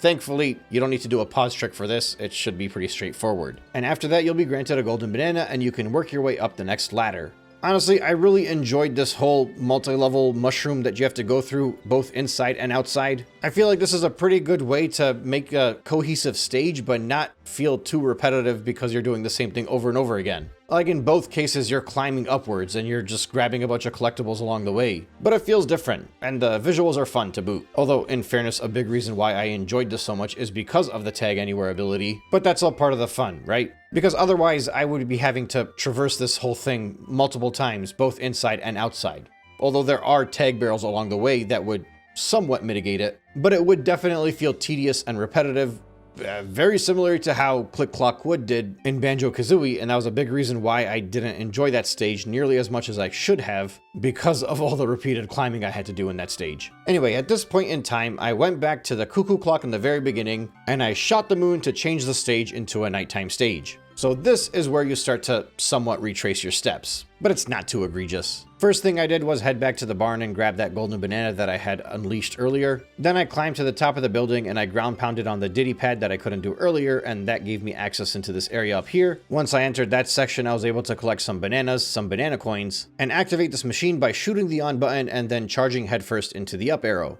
This lifted a cage from underground on the outside, and it also unveiled a music pad just beyond that. Once you play the music, it'll make the cage just explode, and now you can grab that golden banana. I'm telling you, this stage was just full of these random puzzles that felt like they shouldn't connect, but somehow they worked out perfectly. It surprisingly flowed very well because you were inched in the right direction, you just had to use your brain a little bit. After that, I moved on to the next section where there were just a bunch of hazardous plants. I needed to transform into the invincible Donkey Kong so that I can go towards his face pad and ground pound so that I can gain access towards the barn. Inside the barn, there are a bunch of things to collect, but what actually threw me off was that I switched to Chuny Kong in order to do some of this, and that soft locked the stage again. I couldn't really accomplish anything, and I couldn't leave. I didn't know why. Sometimes it's better to just leave well enough alone. I even tried exiting, and it just didn't let me. Closed the door on my face. After spinning my wheels for way too long, I realized that I needed to exit the stage and come back into it. So now we're back at the start. Heading back into the barn, I used Tiny's shrink ability to get inside, and I was now able to access a tunnel that initially was blocked off by a spider web. Entering that area actually puts you into a fight against a bunch of spiders, including a giant one. And this is not even like the main boss fight of the stage, this is just a random fight that you gotta do. I hope you don't have a fear of spiders. You spend most of this fending off the onslaught of the little ones, and then you have to shoot the big one in the eye anytime it opens its eyes, while obviously at the same time dodging the projectiles. Once you shoot it enough, the giant spider will shrink, it'll drop downwards, they hit it one more time, and you'll be rewarded Tiny's golden banana. And then, you could just kind of bounce around on the web for a bit before you exit. You'll have to transform into Tiny once again in order to leave the area, since all of the doors are blocked off at night. And back outside the barn, we can head to the shed in the corner that we haven't accessed yet. You'll find some red bananas for Diddy to collect, while also using a spring jump to make your way upwards and enter from above. As soon as you get in there, you will play your electric guitar, and Squawks will give you a flashlight. And then it's just the carefulest bit of maneuvering across a very narrow pathway. Or, transforming into Tiny and taking some risks. There are red bananas to collect along the way, and of course a golden banana awaits you at the very end. And in addition to that, once you get the golden banana, it will spawn one of the fairies. Carefully trace your steps backwards, use Tiny, grab all of the red bananas you can, and exit the shed. Finally, I decided to go back to that barn where I got soft locked. I noticed just behind it there's actually a Donkey Kong blueprint to collect, so I took advantage of that and also popped a balloon that I had found. And finally, I was ready to head back into that barn and hopefully this time not get stuck or glitched out of the game. Yeah, basically, you just gotta use Donkey Kong only. Ground pound on these boxes so that you can make vines appear up top. After that, you just quickly climb up, swing across, grab the bonus barrel, and go into this thing. So obviously, I already talked about the minecart mayhem stuff earlier in the game. This is actually very difficult. It's all trial and error. You kind of get a feel for it as you go along. You might try rushing, you might try slowing down, but in reality, you kind of have to do a little bit of both. It took me about 10 minutes to get through this, and obviously I wasn't lasting 30 seconds in each one of those, so it was probably like 15 attempts. But eventually, I did accomplish it. I really don't like that bonus stage. Thankfully, it does not pop up too much, but it really kind of knocks you down for a bit. But when you accomplish that, you get your golden banana, and before you leave, if you climb up to the top, there's another box that you can destroy. And inside there will be the final fairy of the stage. Now Donkey Kong at this point is basically done. The only thing is you have to turn in the blueprints. So it's just a matter of continuing along and finding everything else for every other character. That should be just about all you need from the nighttime, so it's probably worth your while to change it back to daytime now. Now back in the area behind the giant mushroom, you'll find a door that you can open by shooting the grape on top of it. This will give you access to an area that you obviously have not been to yet. Using Lanky Kong, you can grab some of his bananas as you go through this tunnel, and after you get through the tunnel, you're in a whole new area where it's autumn and there's a tree in the middle. You'll be able to once again grab blueprints, bananas, banana coins, the whole works. And off to the back area, you'll be able to transform into Tiny. When you do so, you can take her, jump on top of the saxophone, play it once again, and it will drop you down into this area. It's a fight against these claptraps where you gotta throw bombs at them. It should be easy enough to take care of and collect the golden banana. Now, if you head back to that section with the tomatoes, a beanstalk will sprout. This is where you can use the tiny barrel on the side and go and play the music onto the pad in front of it, and Squawks will carry you up so that you can grab the golden banana up there. Heading back into the autumn area, if you go off to the side, there will be a carrot house in the ground with a rabbit sleeping on the floor in front of it. Playing the trombone with Lanky Kong will awaken said rabbit. And it's a foot race, with a lot of rubber banding. This initial race is very much winnable, but winning it will only reward you with 3 banana coins. The second time around, that's when it gets competitive. So the problem with the second race is that you have to use this barrel in order to get Lanky Kong to run faster, or do the orangutan run faster. But grabbing the barrel is actually part of the race, so just starting by itself is difficult. It took me a few attempts because I was trying to run as fast as I could, but at the same time I was trying to transform immediately. After a few attempts, however, I did get the timing right. When the race starts, you do feel like you're lagging way behind the bunny rabbit, but as long as you're on its tail, you should be able to pull ahead at the very end. The annoying thing is, every time you go through this race, you do run short on those crystals, which could potentially lead to you having to go around and look for some. I actually ran out on the first attempt where I was going to win the race, so that was annoying. Heading back around the stage to collect more of these gems so that you can re-race the bunny, you might as well stop by Snide's headquarters because it's only available in the daylight, and it's actually slightly hidden away. You'll be able to cash in all your blueprints and just be that little bit closer to finishing the stage. Beyond that, it's worth making it nighttime and heading back to the giant mushroom because we didn't do that earlier. This will give you access to some of Chunky's bananas and his balloons as well as his blueprints. At that point, you can make it daytime again so you can take on the hare for another race. It took me about 3 attempts this time and I just barely beat him. Finally getting my golden banana. Now after that, you'll actually want to make it nighttime again and head back to that initial barn where you can float in from the top with Lanky. Inside here, you'll quickly have to fight off a swarm of bats and be rewarded with your golden banana. You can also grab the last remaining blue bananas. Finally, while it is nighttime, you'll want to take Diddy's jetpack and make your way all the way to that top of that mushroom again, where you can enter the bonus barrel just above the peak. Keep those tortoises spinning and you'll get your golden banana. And the very last task is over in that autumn area. Playing the electric guitar over here will awaken an owl. Off to the side, there's a jetpack that Diddy Kong can grab, and then it's just a matter of following said owl and flying through all the rings. Doing so will unveil the final bonus barrel, and right beneath it will be the final 5 red bananas that you need to grab. It's one of these overhead onslaught shooter bonus rooms again. This time there are more critters coming at you, and it'll take you 1 or 2 attempts, realistically speaking. Finally, to wrap things up, this is your chance to go make it daytime, head over to Snide's headquarters, and cash in the final blueprint, which was Chunky's. But first, of course, before we leave, we need to take on the boss fight. It is now Chunky's turn. For some reason, it's just a repeat of the dragon fight, but a little bit more difficult, which feels kind of weird that they would just have a repeated boss fight like that. There aren't that many stages in this game. Did they run out of time? Anyway, the fight is like a little bit more difficult, but you're also better as a player now, so you should be able to handle it fairly well. He just has some bigger attacks that are just much harder to dodge. But even with those, you should have no problem taking on this boss. Also, it's kind of cool at the very end, there's a barrel that you can transform into a giant version of Chunky so you can knock him off the platform. With that all said and done, dragon defeated, boss key collected, Fungi Forest completed. I firmly believe this is one of the more enjoyable stages in the game. The way I see it, this is the 5th stage. The first 2 were kind of warm-up stages. The third one was Frantic Factory, which is pretty insane and has that Donkey Kong arcade machine, which just made it so memorable in all the wrong ways. After that, it's a water level, so who cares about that? And then you come into stage number 5 and you're fully equipped, you've had a lot of experience, you've been in this game for hours at this point, and it's just free roam with so many different puzzles, so many platforming challenges, and all wrapped up in a fun day and night cycle with beautiful aesthetics and great music. What more can you ask for? This is in the running to be my favorite stage in the game, quite frankly. But we're not done yet, and let's just keep that momentum going and head straight into the Crystal Caves.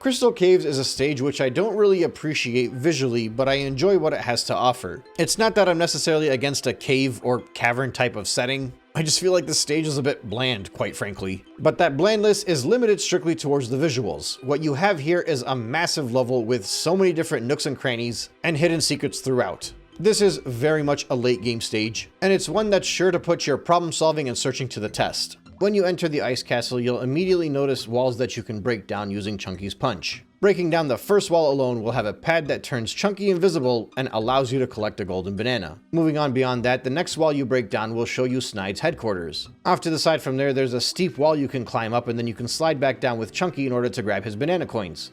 Jumping into the water with Tiny, you can collect her bananas. Everything you're seeing in the stage right now is basically what you're going to be seeing the entire time. In one specific area, there is an igloo. Casually, as you go through the stage, there will be projectiles falling from the ceiling onto you. There are these glass domes all throughout that have teleportation pads inside them. On top of one of the igloos, you'll be able to collect Chunky Kong's blueprints for this stage. If it feels like I'm just kind of quickly running through this, it's because that was effectively how I played through the stage. I was just learning everything in the very beginning. Eventually, I did notice a tiny barrel which allowed me to transform into a different area. Of course, that led to a bonus barrel, and it was one of those where I had to use the pause trick to complete it. And then after that, I just continued my trajectory upwards and made it into another room which I had to use Chunky to break the door down to enter. There's a huge boulder, but it's inside a giant igloo that I can't access. So obviously that means I'm going to have to come back here after that igloo melts. Exiting that room into the new section, you'll get to a Donkey Kong Barrel Blast challenge. You know the drill at this point. It's a little bit harder, a little bit more complicated. And at the very end of it is a quick overhead bonus room.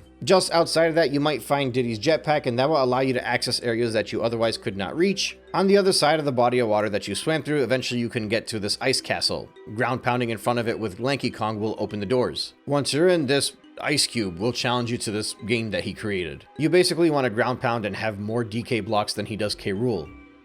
Again, more Mario Party minigames. Everybody knows the strat here is to just follow the ice cube around and ground pound the exact spot that he ground pounds every single time. Do that and the reward is a golden banana. Also make sure you pop this balloon before you leave. On the other side of the castle is a pad that you can ground pound on with Lanky, and then if you go around the castle, you'll be able to float up to the sky and drop into it. This will put you in yet another race with Lanky. And this is going to be a slippery one. It is the ultimate race. It's got everything. I kind of wish this was like a multiplayer stage, to be honest. And just like with the other slide race that you had to do earlier with Tiny, you're going to have to collect coins along your way. You got to be very careful to not bump into the enemy. And you got to be quick. This will take a lot of tries. I know it took me a while to beat, but that just made it all the more rewarding in the very end. And of course, winning that race will give you another golden banana. And just so you know, that whole ordeal took me like 20 minutes to get through. Now, just to give you an idea of the formation of this stage, the map is a lot longer rather than it is wide. It's separated by a long body of water in the middle, and it has a few branching paths off to the side.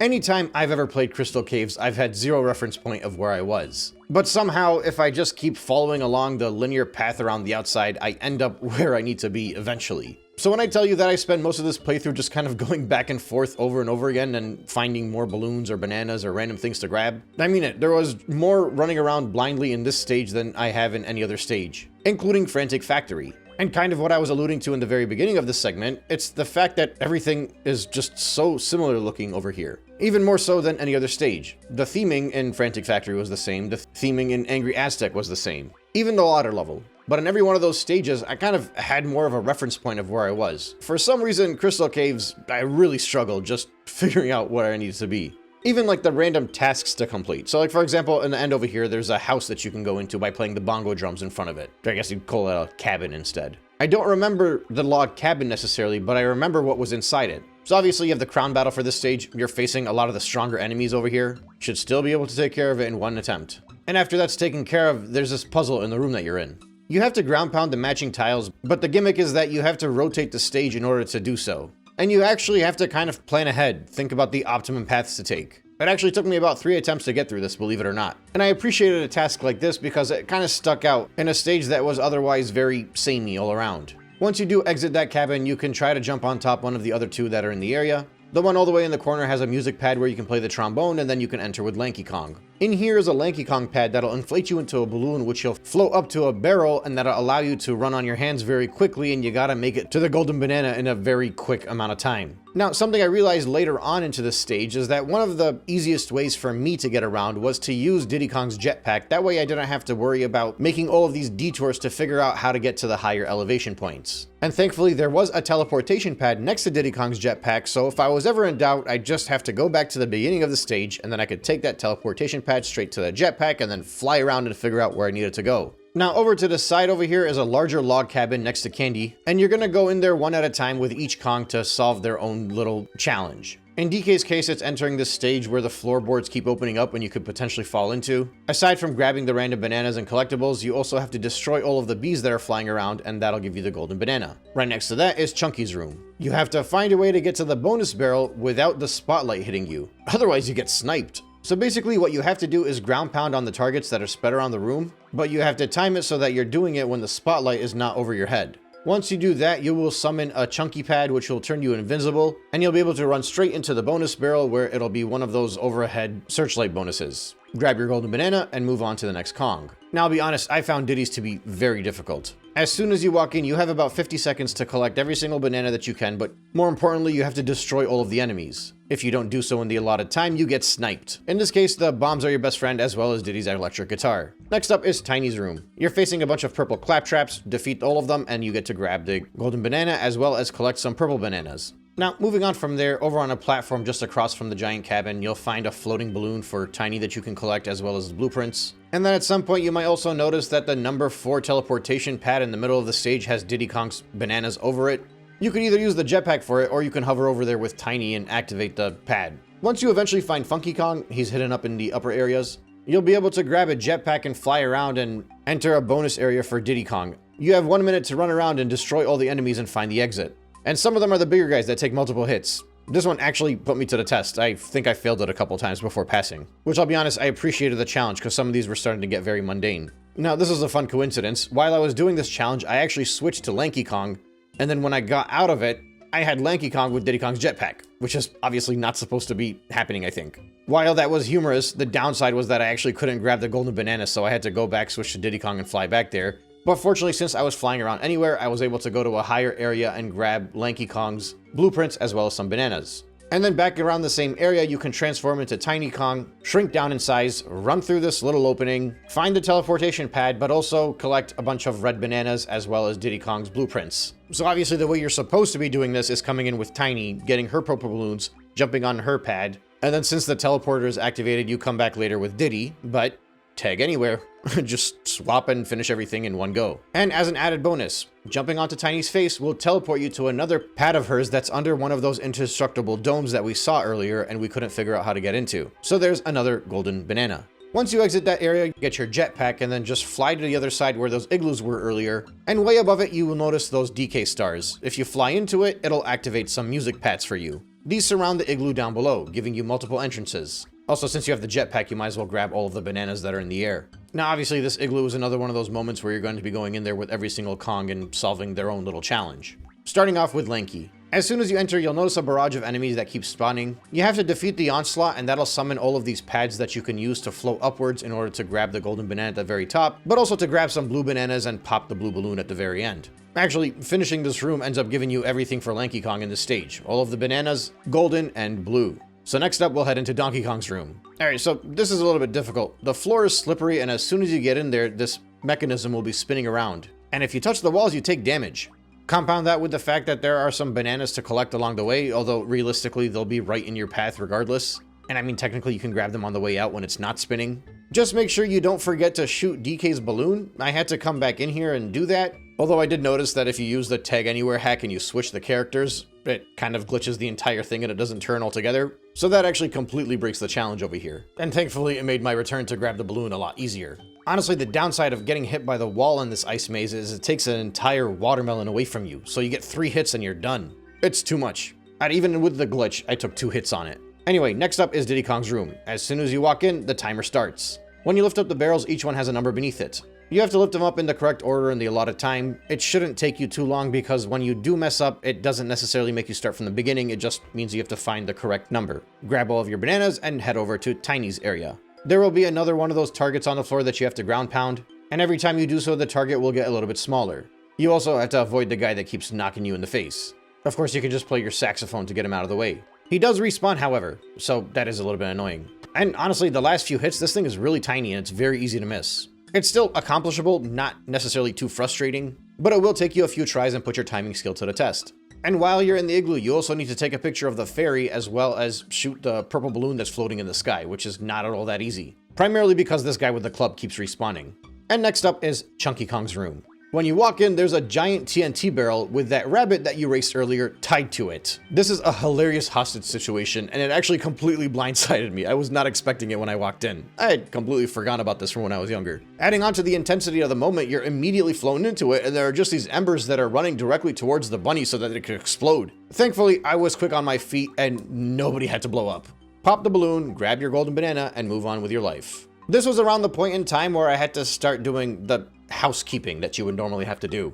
Searching everywhere, finding out where the last couple of golden bananas were, spotting balloons that you missed. It didn't help that I knew where Donkey Kongs were, but I just didn't know how to get in there. So that just added more time into the searching that I had to do. Just basically running back and forth in the stage, using the jetpack whenever I could to gain some elevation and maybe find something. You know, the usual collectathon stuff when you're going for 100% completion. One of the balloons that I did not see initially were Diddy Kongs, and it was all the way up above that cabin that had one room for each Kong. It actually took me quite a few peanuts to pop that one. But fortunately, those were Diddy Kong's final bananas.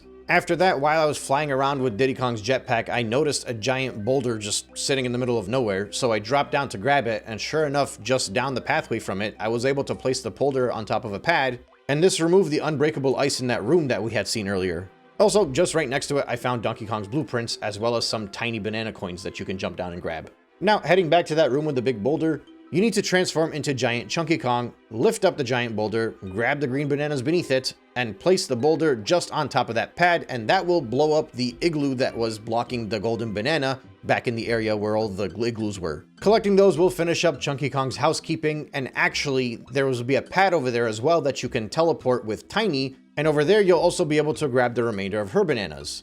It's funny because that pad literally takes you to a whole secluded area that's not even remotely connected to the rest of the stage. But now with all of that out of the way, you've accomplished everything there is to accomplish here except for the boss fight. So let's take care of that. And of course, this time we are back to Donkey Kong. And unfortunately, it's yet another repeated boss fight, which was very underwhelming after they repeated one in the last stage. Now, in fairness, just like last time, it's a bit stronger. There are more attacks. You gotta be more evasive. You gotta be more careful. But I don't know, is it too much to ask for games that only have 5 or 6 bosses to have unique bosses in every stage? The only saving grace is that all of the bosses really are not all that special regardless, so if I'm repeating one versus doing a completely unique one, it doesn't make that big of a difference. Just go through it one time, hit it 3 or 4 times, and you're good to go. But still, I would have appreciated a little bit more creativity in the boss fights. At least 2 unique ones instead of having them repeated. But regardless, when that is all said and done, you are able to grab the next boss key. And you are able to leave the crystal caves and never return to them again. Honestly, even retracing all of my steps there, discussing all of the bananas that I collected, all of the different rooms that I went into and the challenges that I accomplished, I want to double down on how I opened this up with and say that Crystal Caves might actually be the most forgettable stage in the game. I don't know if that's the common consensus here or not, but that's how I feel. And look, it's not necessarily a bad stage. It's got some good moments. It does provide a decent amount of challenge, especially compared to some of the mid and early game stuff. There will be moments like the race and the various puzzles and the excessive amount of running around and searching that you have to do that will make it memorable to an extent because of the challenge involved, but it's not enough to make this stage stick out to me as one of my favorites. Contrast that to like the aesthetics of the Crystal Caves in Donkey Kong Country. The visuals of those stages alone, the platforming challenges you have to endure, the different rope challenges because everything's slippery. Like, I remember that vividly, and I'm describing it to you without even looking at any pictures or replaying the game over a span of like the past, I don't know, 8 or 9 months. But Crystal Caves is just not a stage that I'm interested in going back to. It's not bad, it's just forgettable. And that's probably worse than being bad sometimes. But that being said, don't let the downturn of negativity ruin the mood. It's still fun. I'm still enjoying this title. I'm having a lot of fun going through the challenges. And especially accomplishing the tasks over at Crystal Caves made me excited to see what the game had to offer coming up next. This is very much the end game now, and you know this because the next stage is a castle. A creepy castle, in fact. I'll meet you there.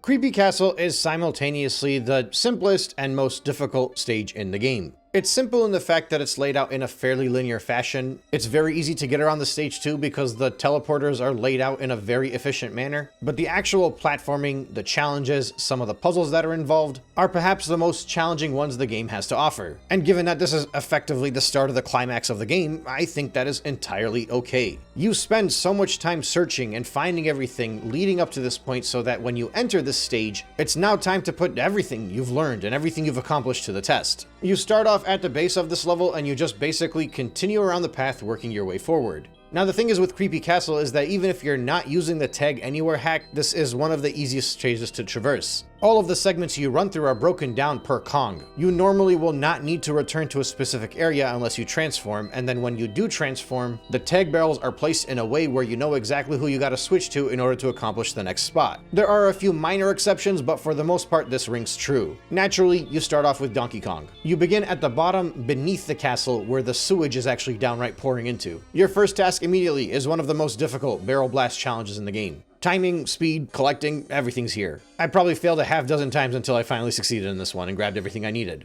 This is probably the closest I got to the feeling of frustration in Bramble Scramble. Don't get me wrong, Bramble Scramble is still way more frustrating than this is, but it's close enough. When you finish getting through the barrels, there will be a gate that opens up in the tree right next to you and you can enter. Inside there, you'll want to defeat the bats real quick and then shoot the coconut so that you can access deeper into the tree. You'll also be able to transform into Chunky and then just knock down the path that's in front of you. In the following room, there will be a gate that's blocked off by the pineapple door, but if you walk too close to it, the pineapple disappears, you can't shoot it. By this point in the game, you'll be able to shoot things that are much further away. So the whole puzzle here is just don't stand too close to the door. Back up, it'll expose the pineapple and you can shoot it and continue forward. And that will give you access into this beaver bonus room.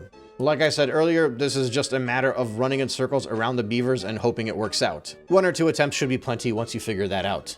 And thankfully, that'll give you Chunky's golden banana. Backtracking to the main area before you veered off to accomplish Chunky's task, you can open up the door now by shooting the coconut and then defeating the larger Kremlin in front of you in order to get Donkey Kong's blueprints. After that, you can shoot a banana balloon and head downwards. Continuing along, the linear path will take you to a plank in the middle of the water. There is more target practice over here. Every time you shoot the target on the wall, it'll raise the water level just a little bit. The target is pretty evasive, but it is much easier than earlier when you were using the cannonball. When you eventually get high enough, you'll be able to take a picture of the fairy as well as collect the golden banana. And then you're all done in the tree and you can exit this area and head back to the main path. You'll notice off to the right, if you climb up the little ladder, you can activate all of the portals. That'll be important for later. At that point, you can just continue running along your path, and anytime you see a ladder off to the side, usually it leads to something. In this case, it allows you to refill the ammo for your music notes. As you continue along, you'll eventually get to these platforms that will stick out of the wall, and then finally, you'll see a tree that has 2 blue coins on the top of it. If you switch to Lanky, you can drop down there and collect those coins, as well as grab some coins for the other characters too. This will lead to a door that takes you to an underground area beneath the castle. Straight inside there, the first thing you'll be able to grab is Diddy Kong's blueprints. If you look around, you'll find this little pillar where if you were to shoot the buttons on the side of it, it'll activate some doors in the basement for you to go through. Starting off with Lanky's challenge, if you shoot the next button once you get inside there, you have a speed test where you gotta make it to the gate before it closes.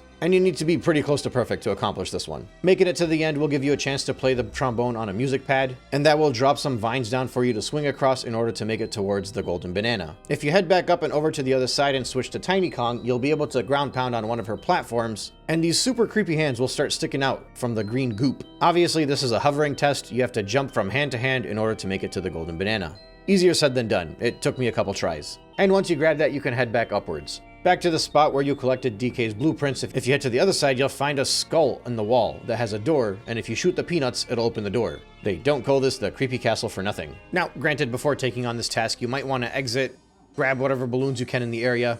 The third route will just take you towards Fungi Kong. It's a good chance to replenish everything and come back, but before you enter, make sure you shoot the other 2 buttons, the pineapple and the coconut as well, so that you can do all of the challenges for the characters. Starting off with Chunky. If you shoot the pineapple, it'll take you into a room with a giant coffin. Along the sides of the wall, there are more coffins that are standing up that you can actually punch to open. These will grant you bananas and banana coins, as well as a bonus barrel. It's a quick searchlight challenge, but it is an endgame searchlight challenge, so it's a lot quicker and a lot more difficult to hit this thing. Took me 2 tries to get through it. When you accomplish that, you are given a golden banana. And if you jump onto the coffin in the middle of the stage, you can ground pound onto it, and it'll make a bunch of ghosts appear. But quickly playing the triangle will defeat them. Next up is Diddy Kong's route. Heading all the way downstairs will take you to the door that has the peanut on it. You enter yet another room with a massive coffin in the middle. There are 4 buttons along the side of it. You have to charge into them in the correct order. and doing so will let the golden banana come out of the coffin. And of course, after that, it is Donkey Kong's turn. Shoot the door with a coconut, and you access a room with a whole bunch of levers and a monster trying to kill you.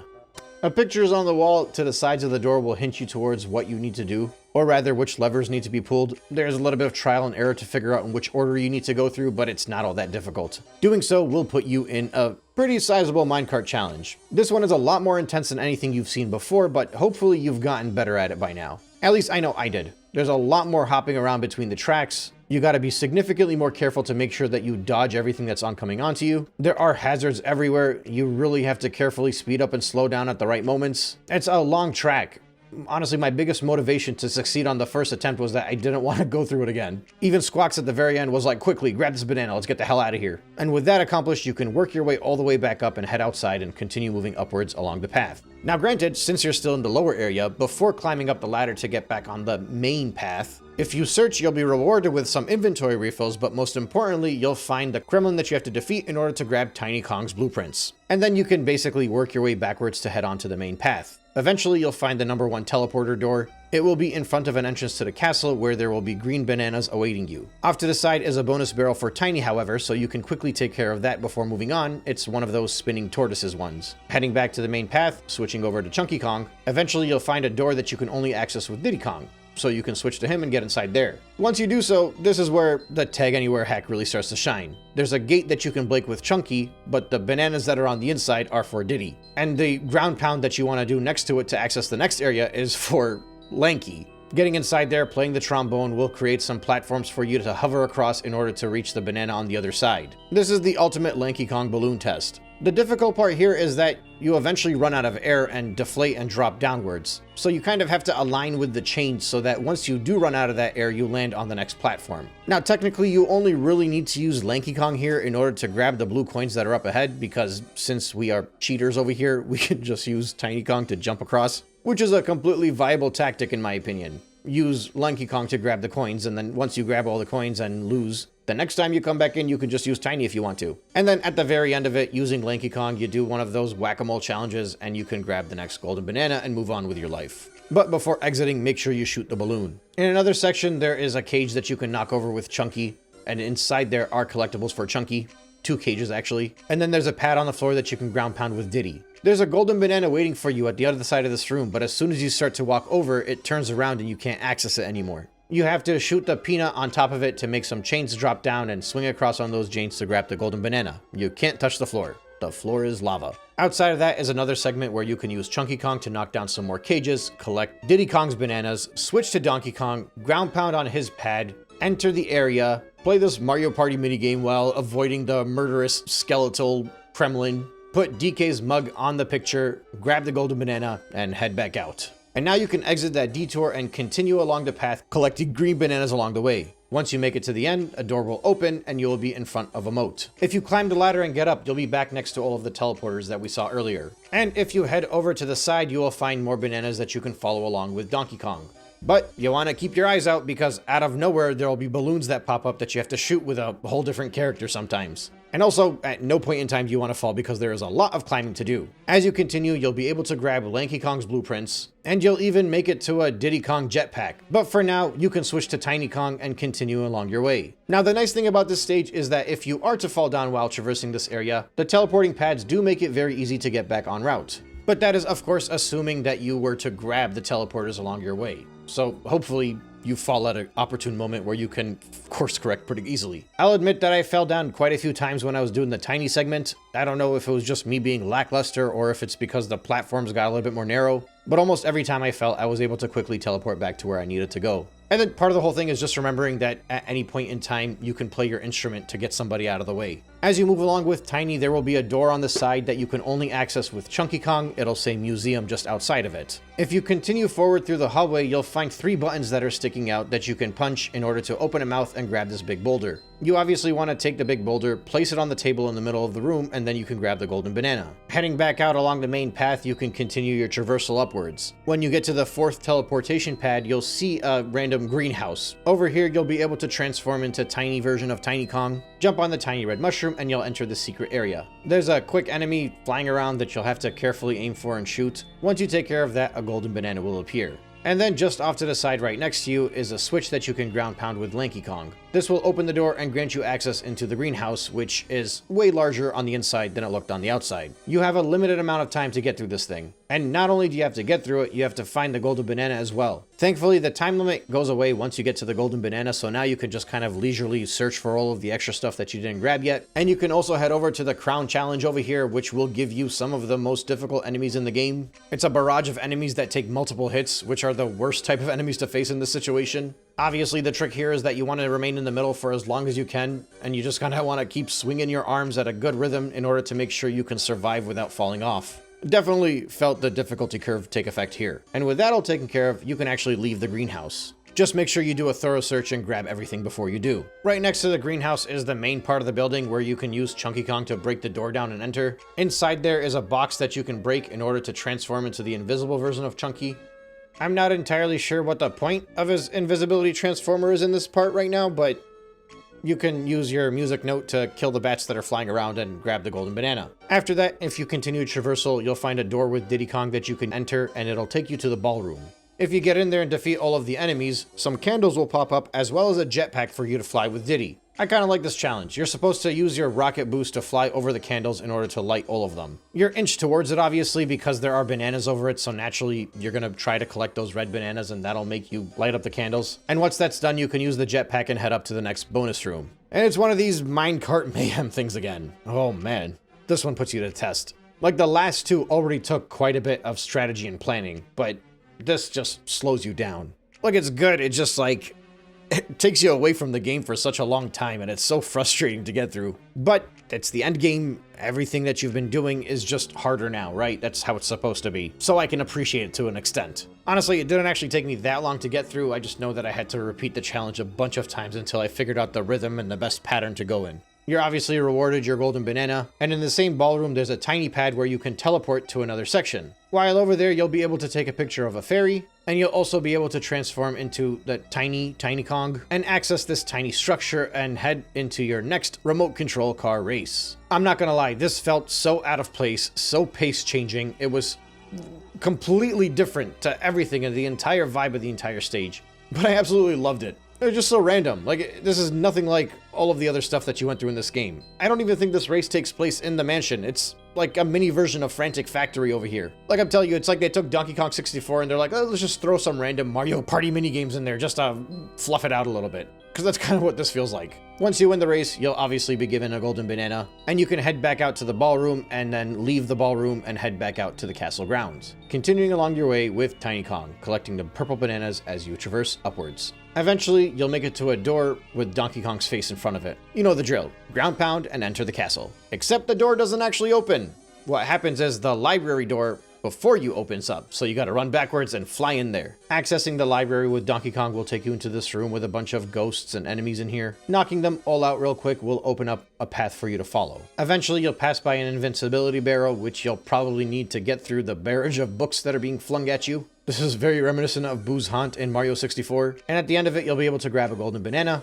shoot a coconut on the door, and exit. And it'll take you right back on your path. When you make it to the very top of the castle, you'll have all of Tiny Kong's bananas, so you'll know that you were moving in the right direction. And just off to the side of that is a pad for Lanky Kong that you can jump on and enter the castle from there. Defeat the enemies all around you, and you can shoot some of the targets that are on the wall. After you shoot all of the targets, it'll create an upwards draft. This is where you'll want to transform into a balloon Lanky Kong, and it'll blow you right up to the bonus barrel. And it's another one of those beaver roundups where you're just going to keep running in circles, and hopefully you can succeed without too much stress. Now make sure you don't actually leave the space unless you grab the golden banana, so you do need to turn yourself into Balloon Lanky in order to grab it, and then you can head back outside. And at the very peak of the castle, in the tallest area, is Snide's hideout, where you can cash in all of the blueprints that you collected. Now by this point in time, you should be done everything. If you don't have everything, that means you missed something, because there is effectively nowhere else to go. Except if you remember, there was a jetpack with Diddy Kong that we had passed by way earlier.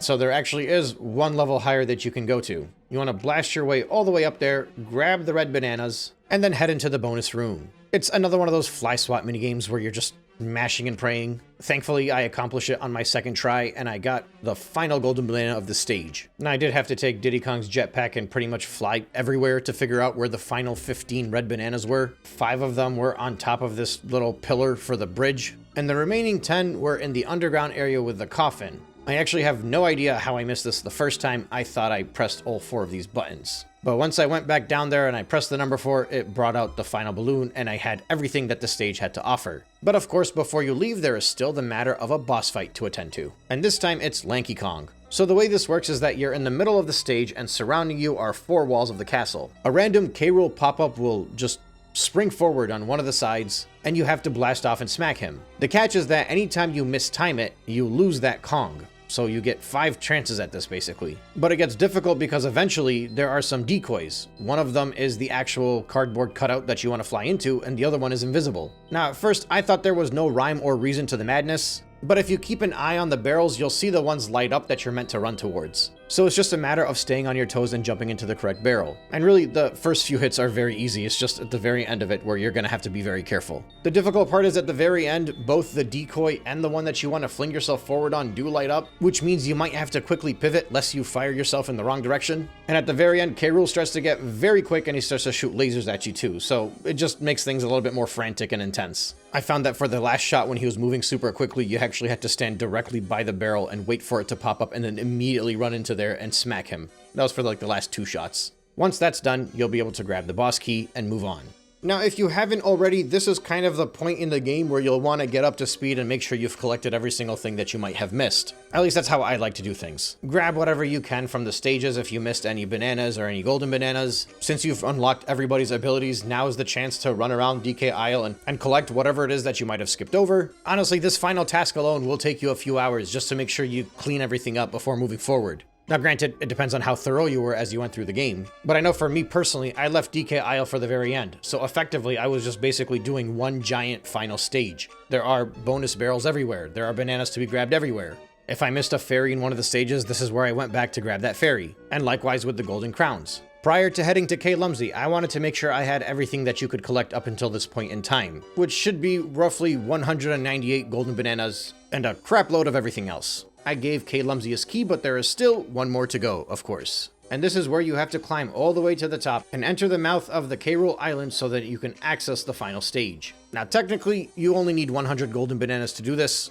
but we are completionists, right? Also, prior to entering the stage, there's a bonus barrel just off to your left, and just across from that, there is actually an enemy to defeat, which will give you Donkey Kong's final blueprint. So now, if you head back to Snide's headquarters, you will have 200 golden bananas. Also, look how nice this looks.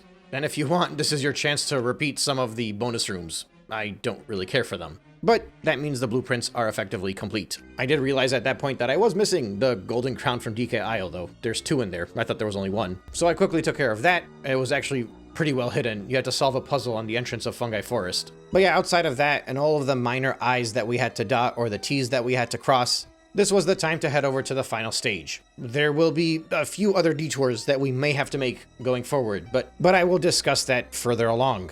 For now, let's head over and enter Hideout Helm.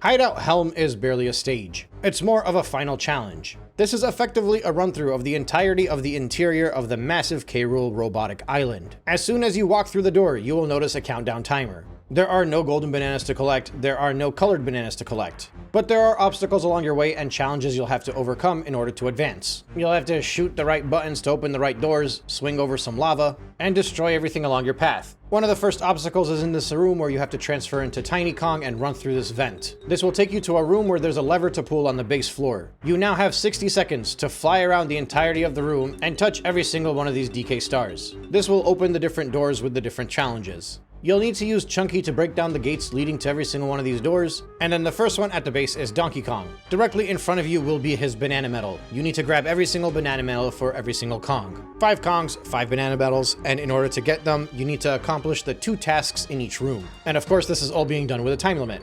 On the left is DK's first challenge. It's a barrel blast challenge. You're going to be spinning around and you have to hit the targets. If you run out of time, you got to start over, but the clock's going to keep ticking. Once you accomplish that, you can jump into the next one, and this time it's a Rambi challenge. You have to destroy all of the enemies that you can without touching the power generators, because you'll instantly lose. And of course, you also have a time limit here, so you got to be quick. And after you defeat enough enemies, you get Donkey Kong's banana medal, and you can move on to the next one, which will be Chuny Kong. The first challenge requires you to become massive and destroy the blocks to find the hidden Kremling so you can defeat him. There's only 3 boxes, so this one should be pretty easy to get through quickly. And the second challenge puts you in a sniper test where you gotta take out a few baddies as quickly as possible. Next up is Tiny Kong. Bounce up into the sky with the mushrooms and hover through the little DK stars. Very easy, there's only 3 of them. The second one is a similar challenge, only this time you cannot touch the floor. It is a little bit more difficult, especially when you get near to the end where you can't just fly straight from crate to crate, but you should be able to accomplish this within 2 or 3 attempts. Following that will be Lanky Kong. It's a 25-second speed test through a maze. You do get Lanky's power up so you can be a little bit quicker, and honestly, it's pretty easy. You just gotta find the switch and then run towards the finish line. And then the next challenge is that you have to shoot the 3 zingers that are in the room. This one's a bit more difficult because you probably want to stand up on the platform so you can see them at eye level, and you only are limited on the amount of time that you have. But once you hit 3, you'll be done with Lanky's. And then finally down below, you can take on Diddy Kong's challenge. This one can be tough. You have to kill the Kremlings and then run back and ground pound on the switch. I think technically there's only one of them that you have to destroy, but I just went through all of them because I didn't know which one it was. And then the final one over here involves taking the jetpack upwards, hovering in midair, and shooting the switches around the wall. There are 4 switches you need to shoot. If you don't know that you can hover in space, this is going to be very difficult, but if you read the manual that came with the game, you'll know that you can just pause in air and then jump downwards and hit the switch after you got all 4 of those buttons. And at that point in time, you have all 5 players' medallions, and you can move on to the next section. And you'll actually notice there is no more time limit, so you're pretty clear to just move forward. As you move along, you'll get to K. Rool's control room. He will quickly take off and disappear. And it's kind of cool, you can actually sit in his chair that he's been watching you from the entire time. Now over in this room, through the glass, you can actually take a picture of the final 2 fairies. You can get them both in one shot too. And you'll also notice that the final boss key is beyond this glass. But on the door that leads to it is a rare coin and a Nintendo 64 coin. And then when you approach the door, a memory will pop up, and Tiny will think to herself that Cranky said he would show me something special for 15 banana medals. Yeah, this is where you have to go back and defeat the Donkey Kong arcade as well as the jetpack minigames. I kind of already spoke in depth about Donkey Kong. It's the same idea here. This is a classic arcade game, played pretty much identically in emulation form of the original title. If you were not born, bred, and raised and conditioned for the arcades, there is very little reason why you should be able to accomplish this with ease. It's the same reason I was not able to accomplish this with ease. Like, don't get me wrong, I've played Donkey Kong before, the OG one from the 80s. Like, even though I struggled with it, I've at least played the game. I knew what it was. Jetpack was just like a trivia question for me. I'm like, oh yeah, it's that old RareWare title from the arcade. I've never played it before. I don't even know what the mission was. I don't even know how to advance through the title. This took me longer to beat than Donkey Kong. And Donkey Kong took me a very long time to get through. The only thing that I can say here that might garner a little bit of praise from me is that I appreciate that they give you the Nintendo coin with Donkey Kong, which is the first game of the Donkey Kong / Mario franchise, the big Nintendo title. So I like that they use that game to give you the Nintendo coin, and then they give you the rare coin with Jetpack, which was the first major arcade title for RareWare. So the history behind it and the homage that it pays, I think is pretty cool. But all of my complaints with the Donkey Kong arcade thing, I really wish they made this a bit easier. Give the players a little bit more wiggle room. If they wanted to play these arcade titles, they would be playing these arcade titles. What they want to be doing is playing a Nintendo 64 game. What I wanted to be doing was emulating a Nintendo 64 game on my PC. Put it this way, in my endless supplies of ROMs that I have on my hard drive, I don't own Jetpack or Donkey Kong. I have no interest in playing those games. And I definitely did not have an interest in doing this back in 1999 either. It's cool, but they really should not have locked the final boss behind these challenges. Maybe, and I stress maybe, they could have made this a requirement for full completion, but it should not be a requirement to face King K. Rool. And after finishing off and getting the RareWare coin, I revisited the arcade table so I can get the Nintendo 64 coin because I didn't grab that earlier. So I had to do the Donkey Kong arcade all over again, and it was just as hard this time as it was last time. This was also my chance to do the final battle royale to get the last crown, which was in the same Hideout Helm stage that we're currently in. And since we had gotten pictures of the final 2 fairies, this was the chance to return to Fairy Island and be rewarded with the 201st Golden Banana. 100% completion, or 101% completion, is a beautiful thing. And finally, with all of that taken care of, heading all the way back up to Hideout Helm, grabbing that final boss key, enjoying the beauty of this full completion that I have now done, finally going down and freeing K. Lumsy. I genuinely enjoyed watching this cutscene, even though it was not yet the end of the game. Look how happy he is. He is ready to destroy K. Rool. And sure enough, just as K. Rool thinks he is in his aircraft ready to get away and be completely safe and have gotten away with it, the big K. Lumsy jumps up there and it's hilarious. He smacks him straight down into reality. But unfortunately for K. Lumsy, he stubbed his toe and fell over, and that meant that the apes needed to finish the job. So now it's on us to head over to the wreckage and jump in for the final boss fight, which takes place in this iconic, this incredible looking boxing ring. There aren't many story beats in this game. There are some cutscenes, but they're kind of just basic, nothing too interesting. But the full flow of the RareWare creativity shines in this whole build up to this final fight. The absurdity, the hilarity, it's so appreciated because it really highlights just who K. Rool is and how insane he is as a monster. Like, Gruntilda was fun throughout the entirety of Banjo-Kazooie with her poems and evil rhymes, but even then, when you took her on her final challenge, it was like a regular setting. You were on top of a castle and going head-to-head with this evil witch. It felt climactic and intense. Meanwhile, King K. Rool shows up wearing giant boxing gloves in an actual boxing ring. He's even got a microphone giving the introductions for everybody, and then the crowd is booing and cheering and the lights overhead. And like, I felt like a lot of the boss fights in this game were underwhelming, save maybe 2 of them. But this whole ordeal more than makes up for it. You start off with Donkey Kong and you have to use him to blast into K. Rool. It's not easy, you have to time it right, he'll block you. And the clock's ticking, you have to be quick. And of course the way to damage him is using the barrels, which you've been doing all game. You've built up to this point. This is where you're tested. And K. Rool, there's only one thing that can defeat him. It's himself. As soon as he puts his gloves up to celebrate and he lets his guards down, that's your chance to take advantage. But he will pump fake you. He will put those gloves up there and swing him back down a few times just to throw you off. After some careful timing and precision, you knock him on his back and you win round 1. And the cutscene is humorous and Diddy Kong comes in and it's just a fun time all around. Diddy Kong gets his jetpack. He needs to shoot the targets on the lights overhead and make them knock down onto King K. Rool while dodging the boomerang glove that K. Rool is swinging towards him. It's frantic, but you can't take your time. You have to be quick. There's a time limit, and you also can't stay too still because the glove will hit you. There are 4 lights. Each one has 2 targets, and you only have a few minutes to take care of it. But once you do so, you will win Diddy's round. Beyond that, the crowd starts to get louder because now it's time for Lanky Kong. But the lights are off and K. Rool can't see where he's going. He's blinded, but he'll keep running in a straight path bouncing off the ropes. While avoiding K. Rool and using Lanky's long arms, you need to push the buttons on the outside. Doing so will allow you to grab a banana barrel and drop a banana peel so that K. Rool can trip over. But you need to guide him towards the banana by playing the trombone. Making him slip on a banana peel 4 times will win you Lanky's round in this boxing match. Keep in mind, however, with every hit, one of the music pads will disappear, so you're gonna have to be a little bit more strategic. Once that's all taken care of, next up is Tiny Kong. But not before the Kremlins remove the spotlight from the head of K. Rool. But Tiny isn't, she's ready to go. K. Rool will run around and send shockwaves towards Tiny. You'll need to dodge until he hurts his butt. There will be a tiny barrel. Grabbing that, you have to enter his shoe from the hole in there. In there, he will try to poke you with his nasty toes, and then when he lifts up one of his toes, it's on you to shoot underneath the toe. Tiny's feather shooter will tickle his toe, and that will hurt another toe on the big oaf. You'll notice the toes getting red as they take damage, and the further along into the fight, the more shots from the feather that it will require to damage those toes, and after you take care of the 4th one, you will win Tiny's round. And all that remains beyond that is an old-fashioned slobber knocker. Chunky Kong versus K. Rool.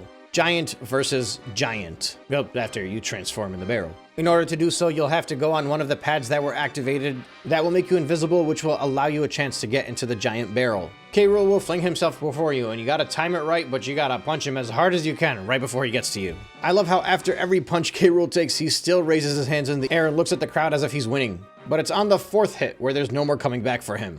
He'll come at you invisible, he'll swerve, and Chunky will just knock him straight back to the other side of town. K. Rool will even raise his hands in the air, but he'll fall over. He'll be out cold, or so you think, until he opens one of his eyes, gets up, and with Chunky not knowing, he goes straight for him and attacks him. But then he is distracted by man's greatest weakness, pulling an old Candy Kong. I'm gonna forward through this. While K. Rool is distracted by Candy, leaning over the ropes, Fungi Kong comes in from the door on the other side of the ring with a rocket launcher that is carrying a boot. Do you guys hear what I'm saying right now? This is absurd. And he shoots that reptile right in his behind and sends him out flying into the distance, where he takes a beating off camera from K. Lumsy and then gets flung out, way out into the opposite direction. Honestly, it is a perfect RareWare ending. There's little more I could ask for. It manages to be equal parts humorous and climactic. It's not an easy boss fight. It's very challenging, in many ways a lot more difficult than the final boss of Banjo-Kazooie. And yet somehow through the whole thing, it's just pleasant. It's fun. It's enjoyable. It's 90s RareWare at its fullest. The combination of the humor, the charm, the challenge, it's all there, and I'm absolutely all for it. Through most of this game, the character of the characters is evident. You can see it in the way that you progress through the title. You can see it in the way that they move around and the way that they have different weapons and in their little interactions. But the final battle is where it really shines. That's where like everything starts to show. You don't have to use your imagination here because they do it for you. And then my goodness, that just carries on to the end credits scene. Like Fungi Kong is literally fighting the credits that are coming in and squishing him. I don't usually care for end credits cutscenes. I don't think most people do. But there's so much jam-packed into this that it's actually worth watching and watching again. And it's hilarious. And you only see it if you beat Donkey Kong 64, which is such a painful task for most people to do that not many people actually get to watch this final cutscene. But just like the whole adventure, it's full of charm. It exudes energy. It's just such a fun and happy game. That's how Donkey Kong 64 should be remembered, not for its ridiculous requirement to jump around and change between characters. Honestly, I am so happy that this ROM hack exists, because Donkey Kong 64 is a game that I loved when I was younger, and I was always afraid to come back to it because I didn't want to ruin that memory. The few times that I've tried to come back to it, by the time I get out of the first stage, I'm so annoyed by the running back and forth and the frequently grabbing different colored bananas. I don't want to hate Donkey Kong 64, but it gives you a lot of reasons to hate it if you're playing it the way that it's intended to be played. I want to remember it for its level design. I want to remember it for its charm. I want to remember it for its amazing characters. I want to remember it for its art style. I want to be able to come back to this game as frequently as I come back to every other game from my childhood. And the Tag Anywhere hack allows me to do that without ruining the experience, without feeling like I have to set aside 1 month to get through this title. I love the breaking of the fourth wall at the end, by the way, where Cranky Kong's sitting there and it's like a white screen. There's a dolphin because it's showing you the GameCube that's coming up. Back when we were still happy because we thought that RareWare was always going to be a Nintendo company. And while that's not the reality that we saw, I will always appreciate the memories that Rare gave me in the 90s. No matter what title it was that they released, whether it was GoldenEye or Diddy Kong Racing, any of the Donkey Kong games, Banjo. But Donkey Kong specifically has a very special place in my heart. Look, I'm a Mario guy first and foremost. I will never deny that. But Sonic and Donkey Kong were there as well. And with Donkey Kong specifically, I will never forget this moment. I was 5 years old. I walked into the playroom in my family's house. I went to the box that had the cartridges of all our games in there, and the first title that I ever grabbed with my hand and put it into the Super Nintendo. The first game that I picked to play, not the game that my older brother picked and then gave me a controller to hold, was Donkey Kong Country. Nintendo could not put Donkey Kong in better hands than when they gave it to RareWare.